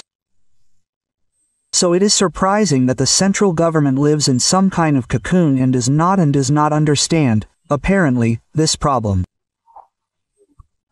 To be honest, what is happening now clearly depicts for me a continuation of Operation Spiderweb in our economic rear. We have already won with this SVO. Pensions are increased a little, and prices are immediately raised significantly. It is very difficult to live, very. In January to April 2025, sugar production in Russia fell by 32% year-on-year, sunflower oil by 15.5%. At the same time, overall food production began to decline for the first time since 2021. It is important that during this time, domestic entrepreneurs have learned to work under sanctions, adapted to them, thought out and launched alternative mechanisms for cooperation with foreign partners, with those who want to work with us. In addition, sanctions have become a kind of even additional catalyst for positive structural changes in our economy. Expensive loans, higher taxes, falling harvests and the lack of imported seeds have led to a sharp decline. Production of 3 basic food products in Russia. In April alone, according to Rosstat, Russian factories produced 35,000 tons less sugar than a year earlier. That's minus 36%. Vegetable oil was 108,000 tons less, down almost 16%. Sunflower oil production is declining because it is causing losses. It has become more profitable to sell the sunflower harvest for export in unprocessed form, since retail prices for oil do not cover the costs of producers, and retailers do not risk raising them due to pressure from the authorities. At the same time, at least 2 sunflower oil factories in Russia have already stopped production due to financial problems since the beginning of the year. Well, I'll kick their asses. Also, flour production has become unprofitable due to the high key rate. In February, the Union of Flour and Cereal Enterprises warned the Ministry of Agriculture about the threat of mass bankruptcies due to the growth of loan rates to 25% per annum and higher. 2 months later, in April, the Geinholding group of companies, one of the largest flour and bread producers in the country, was on the verge of bankruptcy. Putin has acknowledged the potato shortage that has formed in Russia. Much more needs to be done. You probably know all this. Potatoes, vegetables, some sugar beets. We don't have enough of this. We need to ensure the stability of these processing industries, among other things. Russia is gripped by a potato crisis. According to the Federal Statistics Service, the price that Russians pay for it has jumped to a record high, increasing by almost 50% this year alone. Thus, potatoes have recorded the largest price increase among all monitored food products. This happened after prices almost doubled in 2024 amid poor harvests. Of course, you can buy potatoes in Belarus. They are big experts in potatoes there, but they have quite a lot of their own too.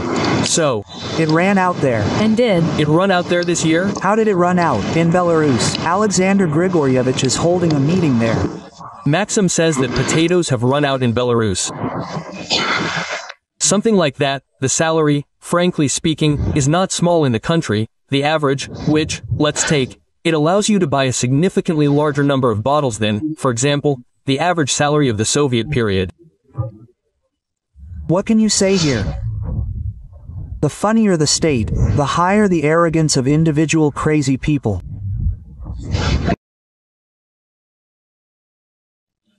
Growth is exhausted. How military mobilization and the raw materials crisis stopped the Russian economy. The Russian economy, which in 2023-24 demonstrated record growth rates of up to 4.5% per year.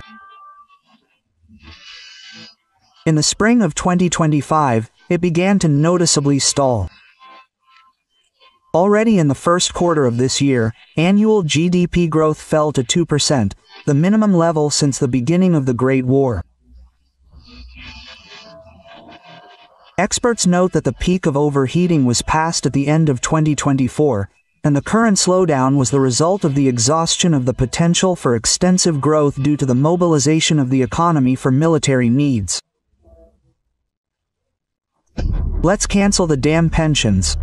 Propagandist Sergei Mordin figured out how to solve demographic problems in Russia. So you gave birth to yourself, raised children, then you will have something not to eat in old age. No, you will die. Okay, he is an idiot. But those who consume this information product have completely become brutal. Transfer of resources to the military sector and stagnation of civilian industries. The main factor in the slowdown. Large-scale transfer of resources to the defense sector. According to the Center for Macroeconomic Analysis and Short-Term Forecasting, CMASF, the civilian industry went into recession in the first quarter of 2025. Production volume fell by 0.8% per month. And in a number of industries, electrical equipment, mechanical engineering, building materials, the decline was even deeper. Financing the war requires constant investments in the military-industrial complex, which leads to a shortage of investment and personnel in civilian sectors. The high key rate of the central bank of 20% additionally restrains economic activity and makes it difficult to access loans. Colossal injections of funds into the military-industrial complex, a drop in oil prices as a result of Western sanctions, an increase in the inflation rate of more than 10%, as well as an increase in the key rate to a record level of 21% have led to the fact that the standard of living in Russia is rapidly declining. Falling oil and gas revenues. The second reason for stagnation is the decline in oil and gas revenues.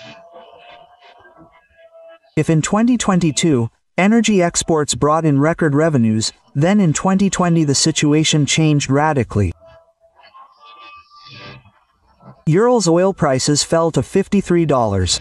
Now, due to the war in the Middle East, they have risen again to 68.5%. Dollars per barrel, and gas exports to Europe have practically disappeared. The Russian Ministry of Finance has already revised its budget plans, reducing expectations for oil and gas revenues by 2.6 trillion rubles and increasing the budget deficit forecast to 4 trillion rubles to compensate for Gazprom's losses. The authorities are discussing a sharp increase in gas tariffs for industry by 10% twice a year, which will lead to higher energy prices for businesses and the population. People's incomes are working on their income. Well, yes, prices are rising, but salaries are not very good. Understandable. But the most important question, in fact, our country is boundless. Recently, even Trump himself, characterizing his conversation with Vladimirovich Putin, said that Russia is so limitless in its capabilities that he did not continue. We lack everything, as the financial bloc says. Social price for patching budget holes. The government increases the tax burden. Income tax growth to 25%. Progressive scale of personal income tax for high incomes, and also reduces real social spending. Inflation, although it slowed down to 7% in March, remains high, reducing real incomes of the population. At the same time, delinquency on loans is growing. In the first quarter of 2025, the volume of problem housing loans in Sberbank increased by 90%, reaching 285 billion rubles. You know, I read, it seems to me, the right idea about inflation. It was written there that if you do not buy, then the prices are normal. And everything is clear, right? Exhaustion of the growth model. Even Kremlin managers admit that the extensive growth model based on mobilization and raw materials exports has exhausted its potential. As Deputy Chief of Staff of the Presidential Administration Maxim Oreshkin notes, the Russian economic growth model has been exhausted. Everything is stable, steadily down, steadily negative growth. But this is the result. In addition, Kyiv's Western partners also intend to force the Kremlin to peace talks with Ukraine. Thus, Senator and Republican Lindsey Graham said that it is necessary to introduce new sanctions against Russia before the summit of the G7 countries in June, Bloomberg reports. Graham reminded that the bill already has 82 co-authors, and he is coordinating work on the document with the White House. The bill, let me remind you, provides for the introduction of a 500% tax on imports from countries that buy, in particular, Russian oil products and uranium. What will happen next? The Russian economy is already close to the line. Reserves are running out. The growth model is not working, and the war is accelerating degradation. Higher tariffs, stagnation, inflation and rising poverty are the direct consequences of the course of recent years. If the situation does not change, then in the near future Russia may again face the need for mass imports of food and essential goods, like in the 90s, when Bush's famous legs appeared on the shelves. Help. The Russian economy works on the principle, Pa, will you drink less? No, children, you will push less. And in this sense, the Kremlin's priorities are connected with military production, connected with some kind of filling, social payments, which are certainly guaranteed to be made there. Yes, they are not indexed the way people would like. Yes, they do not cover, they are becoming less due to inflation, but nevertheless they are paid. These will be the priorities. This means, as we have already said, fewer roads will be built, fewer bridges will be repaired, less dilapidated housing will be resettled, and the housing and utilities networks will remain in the form in which they are, in which we are accustomed to seeing them all.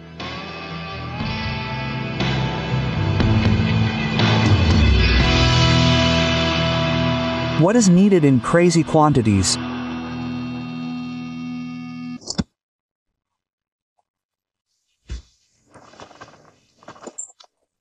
How do you imagine this? Well, really, how do you imagine this? Is this collective irresponsibility? Is this mutual responsibility? I really don't. I don't understand. How is this possible? The country is at war. We need light aircraft, and in large quantities. Aviation, which now needs to be equipped with modern weapons and solve the problem of intercepting all that unmanned crap with which they are trying to attack our regions.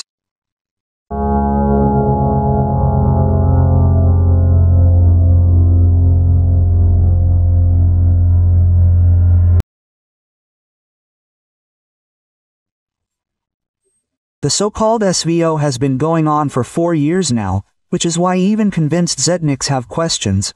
What are they doing at all, and why are they not using their capabilities to the fullest? And here the same forbidden question begins to be born. Maybe they just don't have these capabilities? Colonel Rustam Klupov is perplexed. Why hasn't Russia delivered that crushing blow that would have accelerated their desired victory? We are not using all our capabilities, not all our resources. The disruption of logistics is also here. Maybe, repeating itself. Yes, it can't be, but repeating itself. We have talked about this very often. We also talk about these notorious bridges across the Dnieper. And the whole war consists of 2 parameters. These are technical capabilities and political will.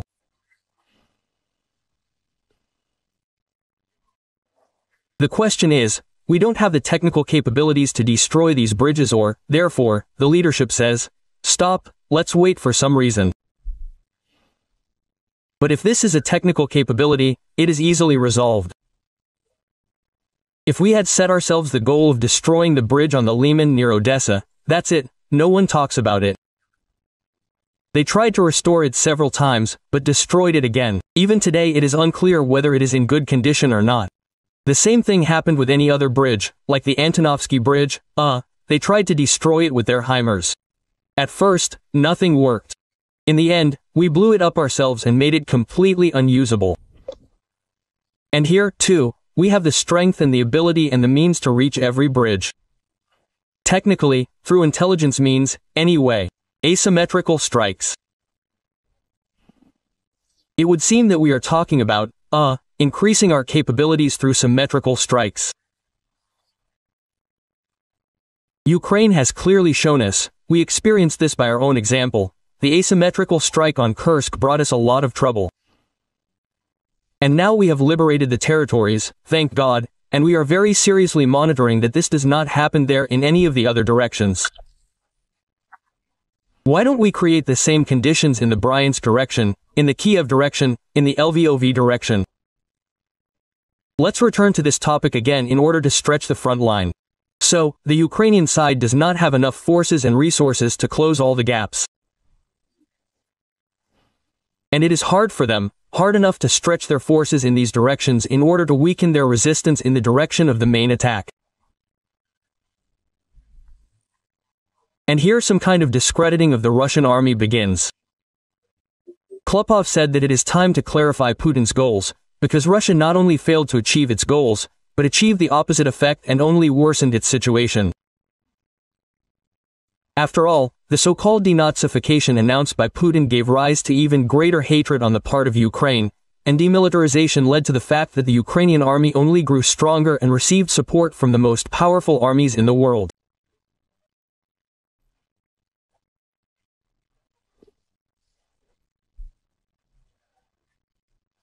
Now, after 3 years, the question arises about refining the military political goals, taking into account how NATO has performed as a whole, how individual states have performed, how the defensive, Ukraine is being built and how effective, therefore, are the previously set goals, because they set the goal of denazification, gave birth to a whole galaxy of followers of these Nazis, set themselves the goal of demilitarization, but led to the complete militarization of both society, therefore, and the state of this country.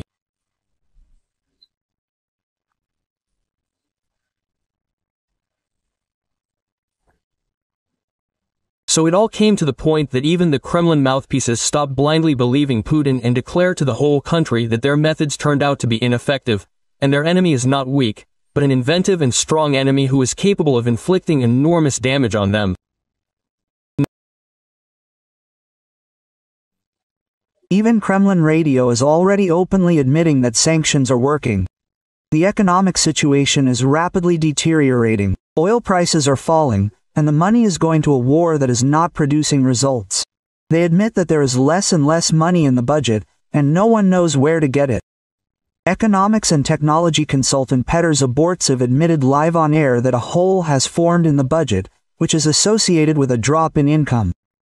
And one of Russia's main problems is the decline in oil prices. Well, the situation is really getting more complicated.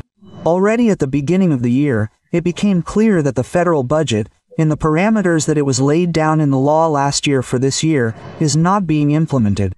That is, a hole has begun to grow in it, associated with a decrease in income. Now, when the dynamics of oil prices, on which we are very dependent and the budget depends, shows that it is much lower than the price that is included in the budget, it has become clear that there will be less income, especially from oil and gas. And less in the current adjustment, practically, well, a quarter less of these incomes is expected this year. That is, now, due to the lack of money in the budget, the country is cutting spending on all areas of life that are not even related to the war. But the Russian government does not plan to cut spending on the so-called SVO. That is, now, instead of developing industry, education and the welfare of the country in general, the budget is spent on the destruction of Ukraine and the mobilization of its own population. In general, I say again, the situation is getting more complicated. Indeed, the external situation is not conducive. Can we say that in the future it is possible to cut budget expenditures? The fact is, Ivan, the reduction of budget expenditures is already underway. It has been going on for several years. It is related to a special military operation. The thing is that the dynamics of expenses, it does not change much, but the share, that is, of expenses on defense, national defense in it is growing sharply. This means that other expenses are being reduced and redistributed, that is, expenses in favor of defense.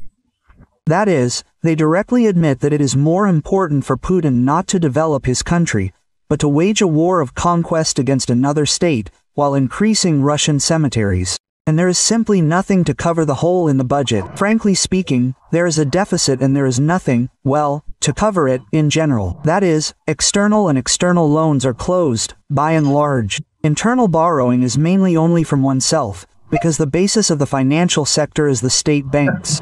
That's it. And the liquid part of the National Welfare Fund, it, well, little by little, that is, the fund itself, it is still normal, but its liquid part in the form of, like money, it has almost halved, since the beginning of the special military operation. And now it is even less than we used last year. That is, according to the expert, there is practically no money left in their National Welfare Fund, and the remainder there is less than what was taken from there last year. And this means that by the end of the year the money will completely run out. I think that for you and me, as ordinary people, yes, people who participate in economic life, it will be much more sensitive than these budget squabbles, in general, the reduction in economic dynamics this year. The thing is that given the tight monetary policy and normalization, well, that is, by and large, the reduction of spending not on defense industries, we may see a slowdown this year. The degree of its sharpness of the slowdown of the economy, that is, the decline in economic activity, will vary from sector to sector, but it will happen. That is, it is clear that construction is simply slowing down sharply. This is all clear. That is, it turns out that because of Putin's war, the state can no longer spend money on something useful for the population. And soon every resident of Russia will feel it for themselves. The defense forces of the south of Ukraine together with the SBU, GUR and the next unit stopped an enemy train with fuel near Takmak, and drone operators from the 65th Separate Mechanized Brigade burned it.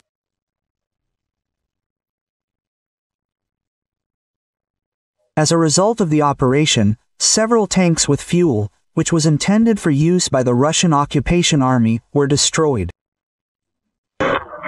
Where the foot of the Russian soldier steps, there is ours. The Solовьёva channel unexpectedly admitted that television is lying and shows an overly optimistic picture of what is happening at the front. After all, in reality, their advance is very slow and almost unnoticeable. According to Colonel Rustam Klupov, he said that the front is in stagnation and they have not seen serious breakthroughs for a long time. Assessing the situation on the fronts over the past week, we can conclude that the front, regardless of the fact that here is a rosy picture, is rosy in the wrong sense.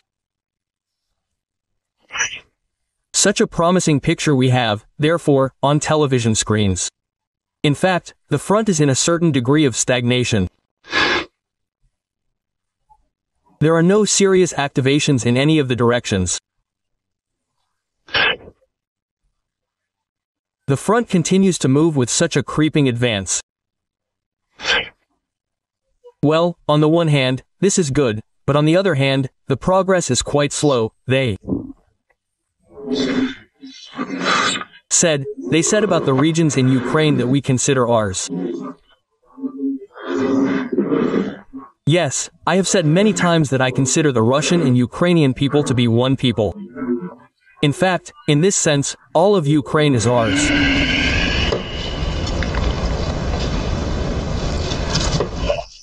What the hell is this? Russia has been trampling on the ruins of Donbass for 4 years and at the same time is preparing for war with NATO. And now a new scare tactic has appeared on their television, namely, war with Europe by 2030. More and more Russian military experts are expressing concerns about the Kaliningrad region and are worried that a real blockade awaits the region. A major conflict with Europe awaits us ahead, so now we are only preparing for it, judging by the trends that are happening. The situation is quite alarming. But there is another monkey with a grenade, in which everything is being armed, and armed. These are the Europeans. They are really going to fight us at least there by 2030. Why are Estonia and the Baltics really mining the borders, really laying dragons' teeth? Then there is the answer to the question. Of course, there is, because sooner or later they will blockade Kaliningrad for us. The enemy has already announced that he is preparing for war with Russia by 2028 to 30. How will they achieve this? Either by blocking the Kaliningrad region, or by violating the rights of the Russian-speaking population in the Baltics, or by violating the rights of polar bears there, or is it? Not so important. It is not so important, but the goal has been set, the task has been set, the goal has been set to prepare NATO for war with Russia. 28th-30th year. Klopov is concerned that many are satisfied with at least such an offensive, which does not quite correspond to the status of the second military force in the world, and called on the top leadership to change their approaches for more effective conduct of military operations. Therefore, based on this, one cannot say, but it is necessary to once again raise the issue of changes at the front, a change in this position. Maybe someone is satisfied with this, that thank God, that at least we are advancing like this, without any breakthroughs. We have talked a lot about the lack of space, the unmanned nature of the work equipment, the role of artillery in modern warfare, armored forces. But nevertheless, we also have a general staff, which leads both academies and research institutes. We need to get out of this situation, this creeping offensive, new forms and methods of using troops. And, accordingly, based on this, it is necessary to return again to the issue of destroying the leadership. Here Israel showed us that they practically beheaded both Qasser and the armed forces of Iran. That is, after so many years, Russian television still does not understand how they can defeat Ukraine and how they can change the methods of waging war to achieve results. After all, the creeping offensive suits everyone, despite the colossal losses and depletion of the economy. We have such an old, well, this is not a proverb, not a parable, but an old rule. Where the foot of a Russian soldier steps, ours steps. This is just an amazing. Putin said that he is ready for negotiations with Zelensky, but there is a nuance. Well, this is dangerous. We are ready to meet. I am ready to meet with everyone, including Zelensky. If the Ukrainian state trusts someone to conduct negotiations, for God's sake, let it be Zelensky, Putin said in a conversation with journalists. For God's sake, let it be Zelensky. That is not the question. Who will sign the document? God, I'm finished. According to Putin, the main question is who will sign the documents. He again spoke about Zelensky allegedly being illegitimate. Moreover, Putin threatened to worsen the situation for Ukraine. If Kyiv refuses to negotiate with Moscow, they will not negotiate, the situation may change for the worse for them. There is no need to drag it out, we need to sit down and negotiate, the head of the Kremlin said. If we continue to fight further, and many watch, some in quotes, on TG say that we can fight forever, this is nonsense. And we have very strong large losses. Putin also assured that Russia is allegedly trying to end the hostilities in Ukraine. Yes, there is. No need to decide, that's it. Because otherwise, look, I say it again, the scales begin to strategically tip in favor of our enemy. And the strike was not on residential areas, but on defense industry facilities, on factories that produce military equipment. This is what we are doing. And here we are making no secret. One of the goals of the special military operation is the demilitarization of Ukraine. The first basic truth. Russia will not be able to leave the war voluntarily, does not want to and will not, because war is a way of existence for this type of state. That is, they threw away all the chaff, implemented the concept of control over the internal people, over its own citizens, yes, through war. And, accordingly, this is the only form of existence of Putin's state. Yes, there are no other forms of this state, there will not be. And, accordingly, it will not be able to leave voluntarily, I emphasize, regardless of the negotiation processes. Don't you see that our guys are giving their lives? They are not just speaking out, they are not just talking, but with their lives they are defending the rights of not only the African continent, but all people on our planet.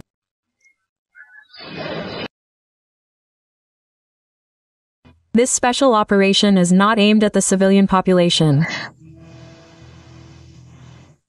It does not pursue the goal of seizing the country's territory.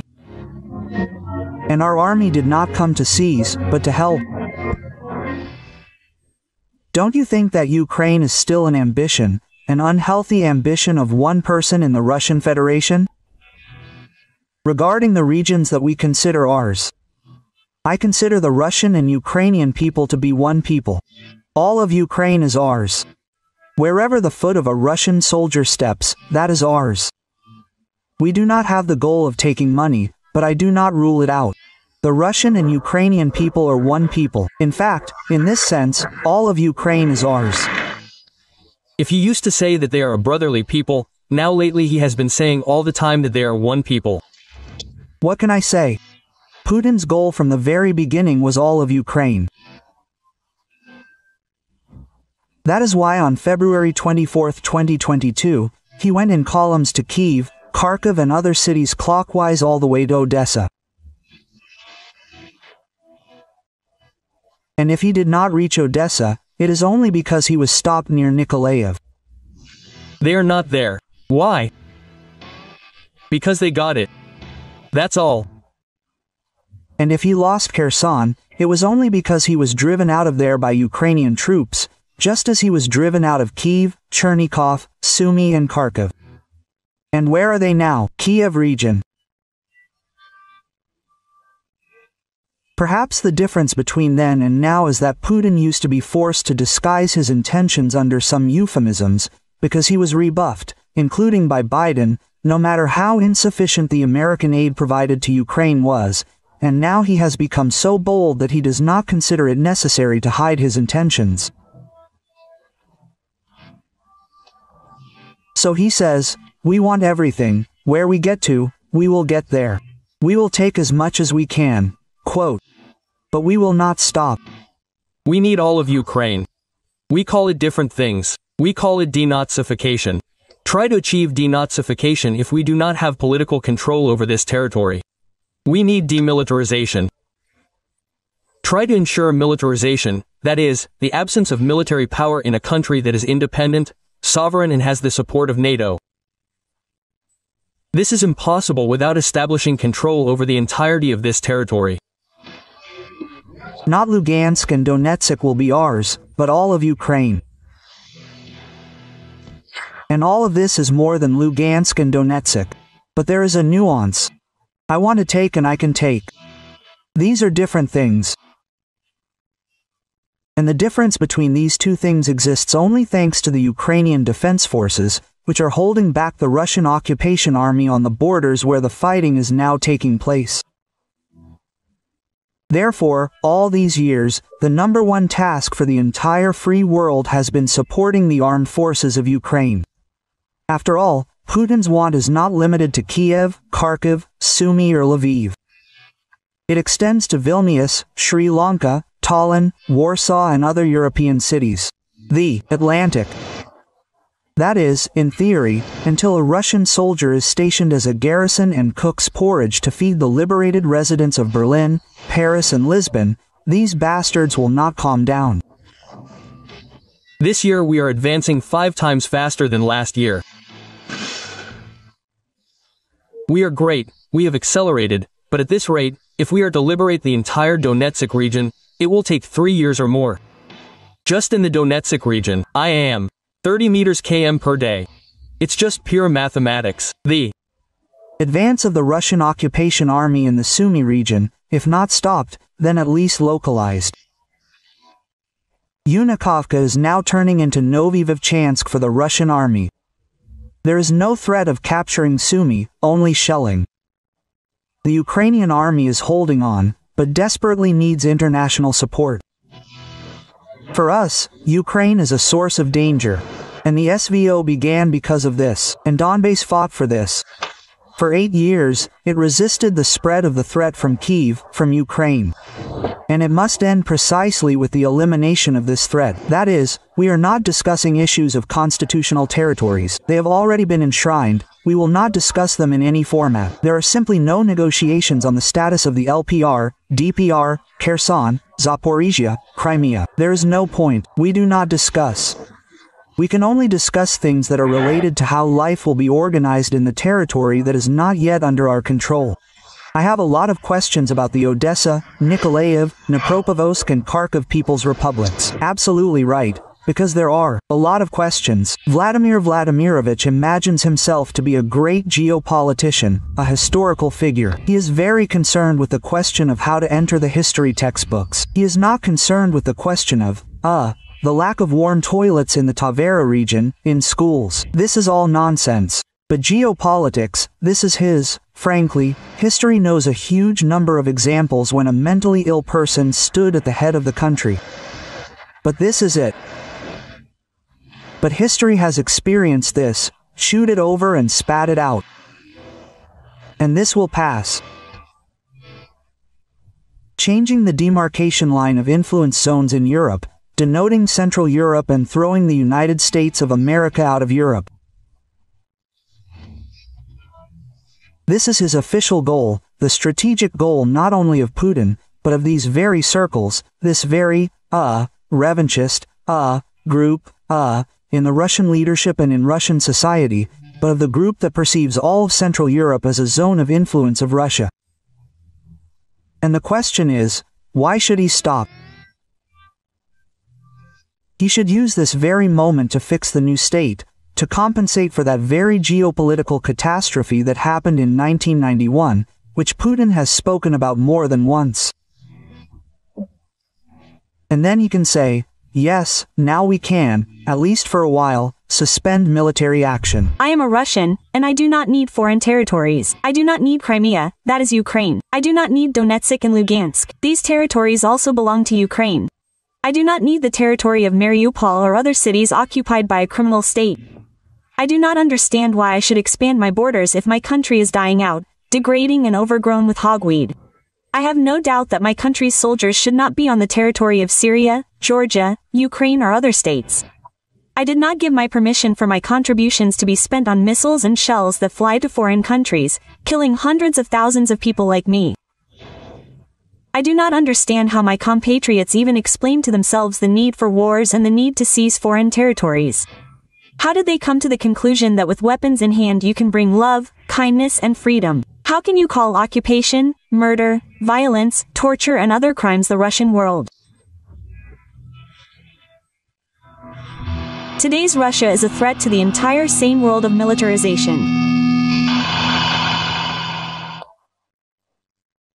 And now it is returning to Europe, and not only in the Baltic countries, in Poland, but also in Germany, in France, in Britain. We must be prepared for the fact that these very serious opponents will gradually recreate their large armed forces, and turn economic difficulties into a system of step-by-step mobilization economy.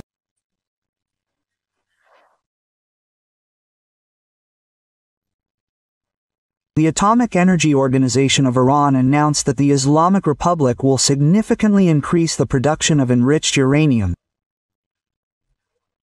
A new enrichment facility is being commissioned on a previously prepared site.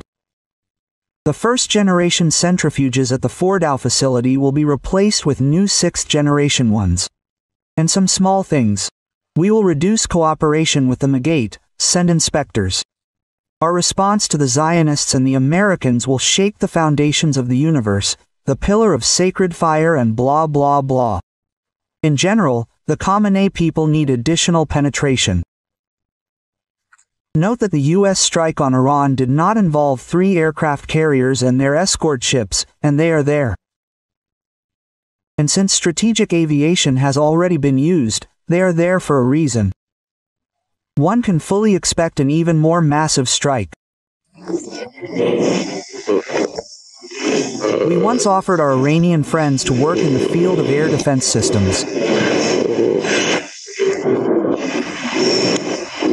Well, the partners did not show much interest then. Well, that's all. As for the treaty we mentioned, about strategic partnership, there are no articles related to the defense sphere. That's the second thing. And thirdly, our Iranian friends are not asking us about this, so there is practically nothing to discuss.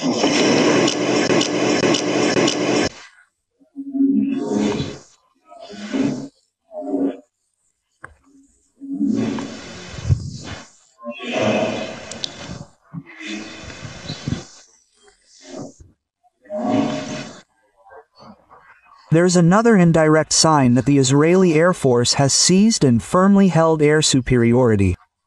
This is information about the losses of Israeli aircraft. Well, there is no information that would say that the Iranian side is going to show captured pilots and downed fragments, but so far what was passed off as a downed modern American F-35 fighter, but to put it mildly, there was no word for it at all.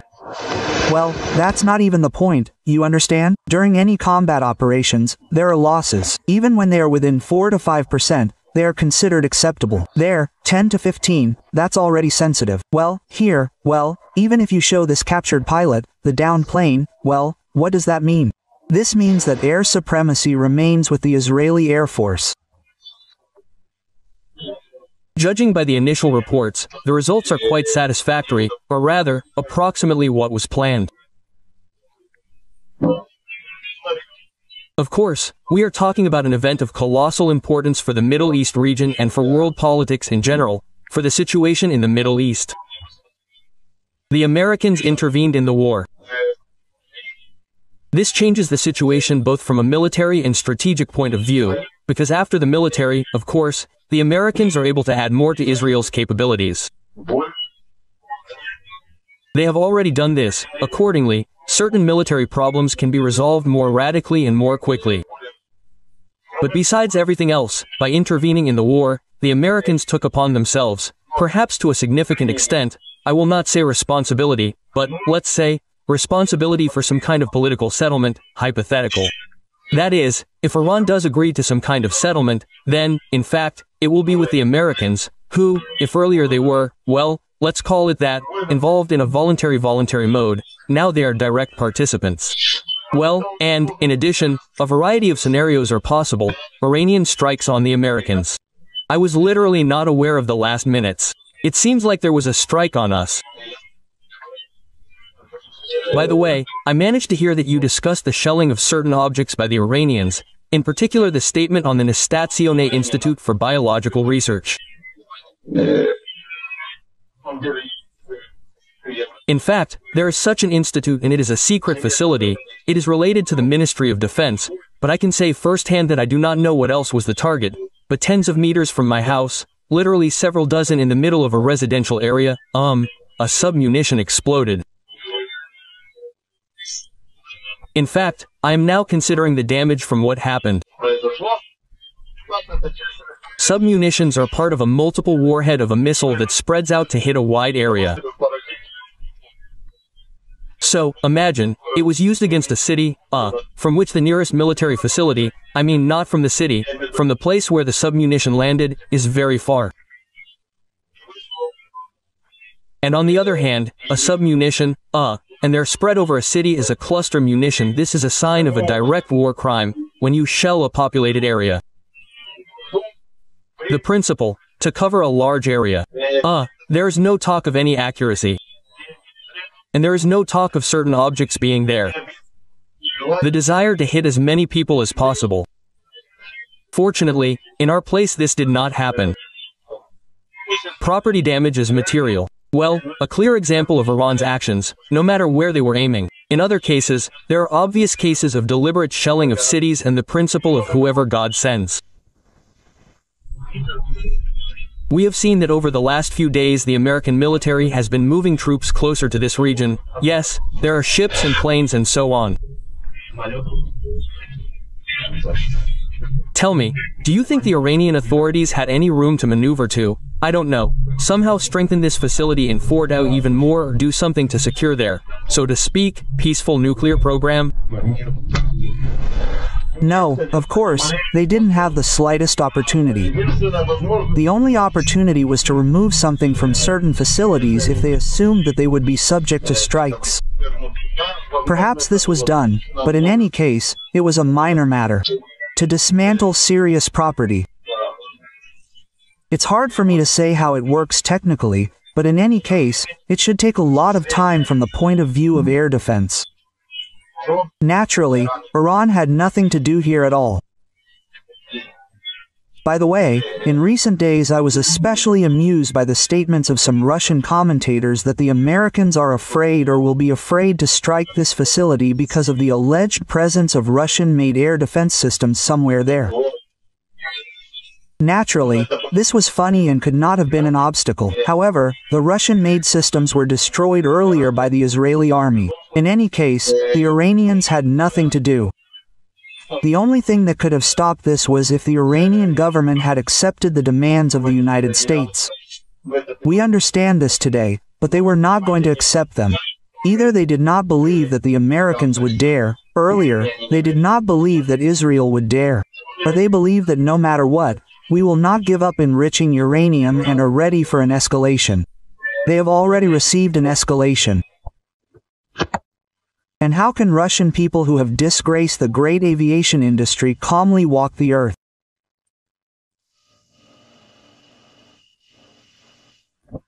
The homeland of Antonov, Tupolev, Sukhoi, Mikhail, Gurevich.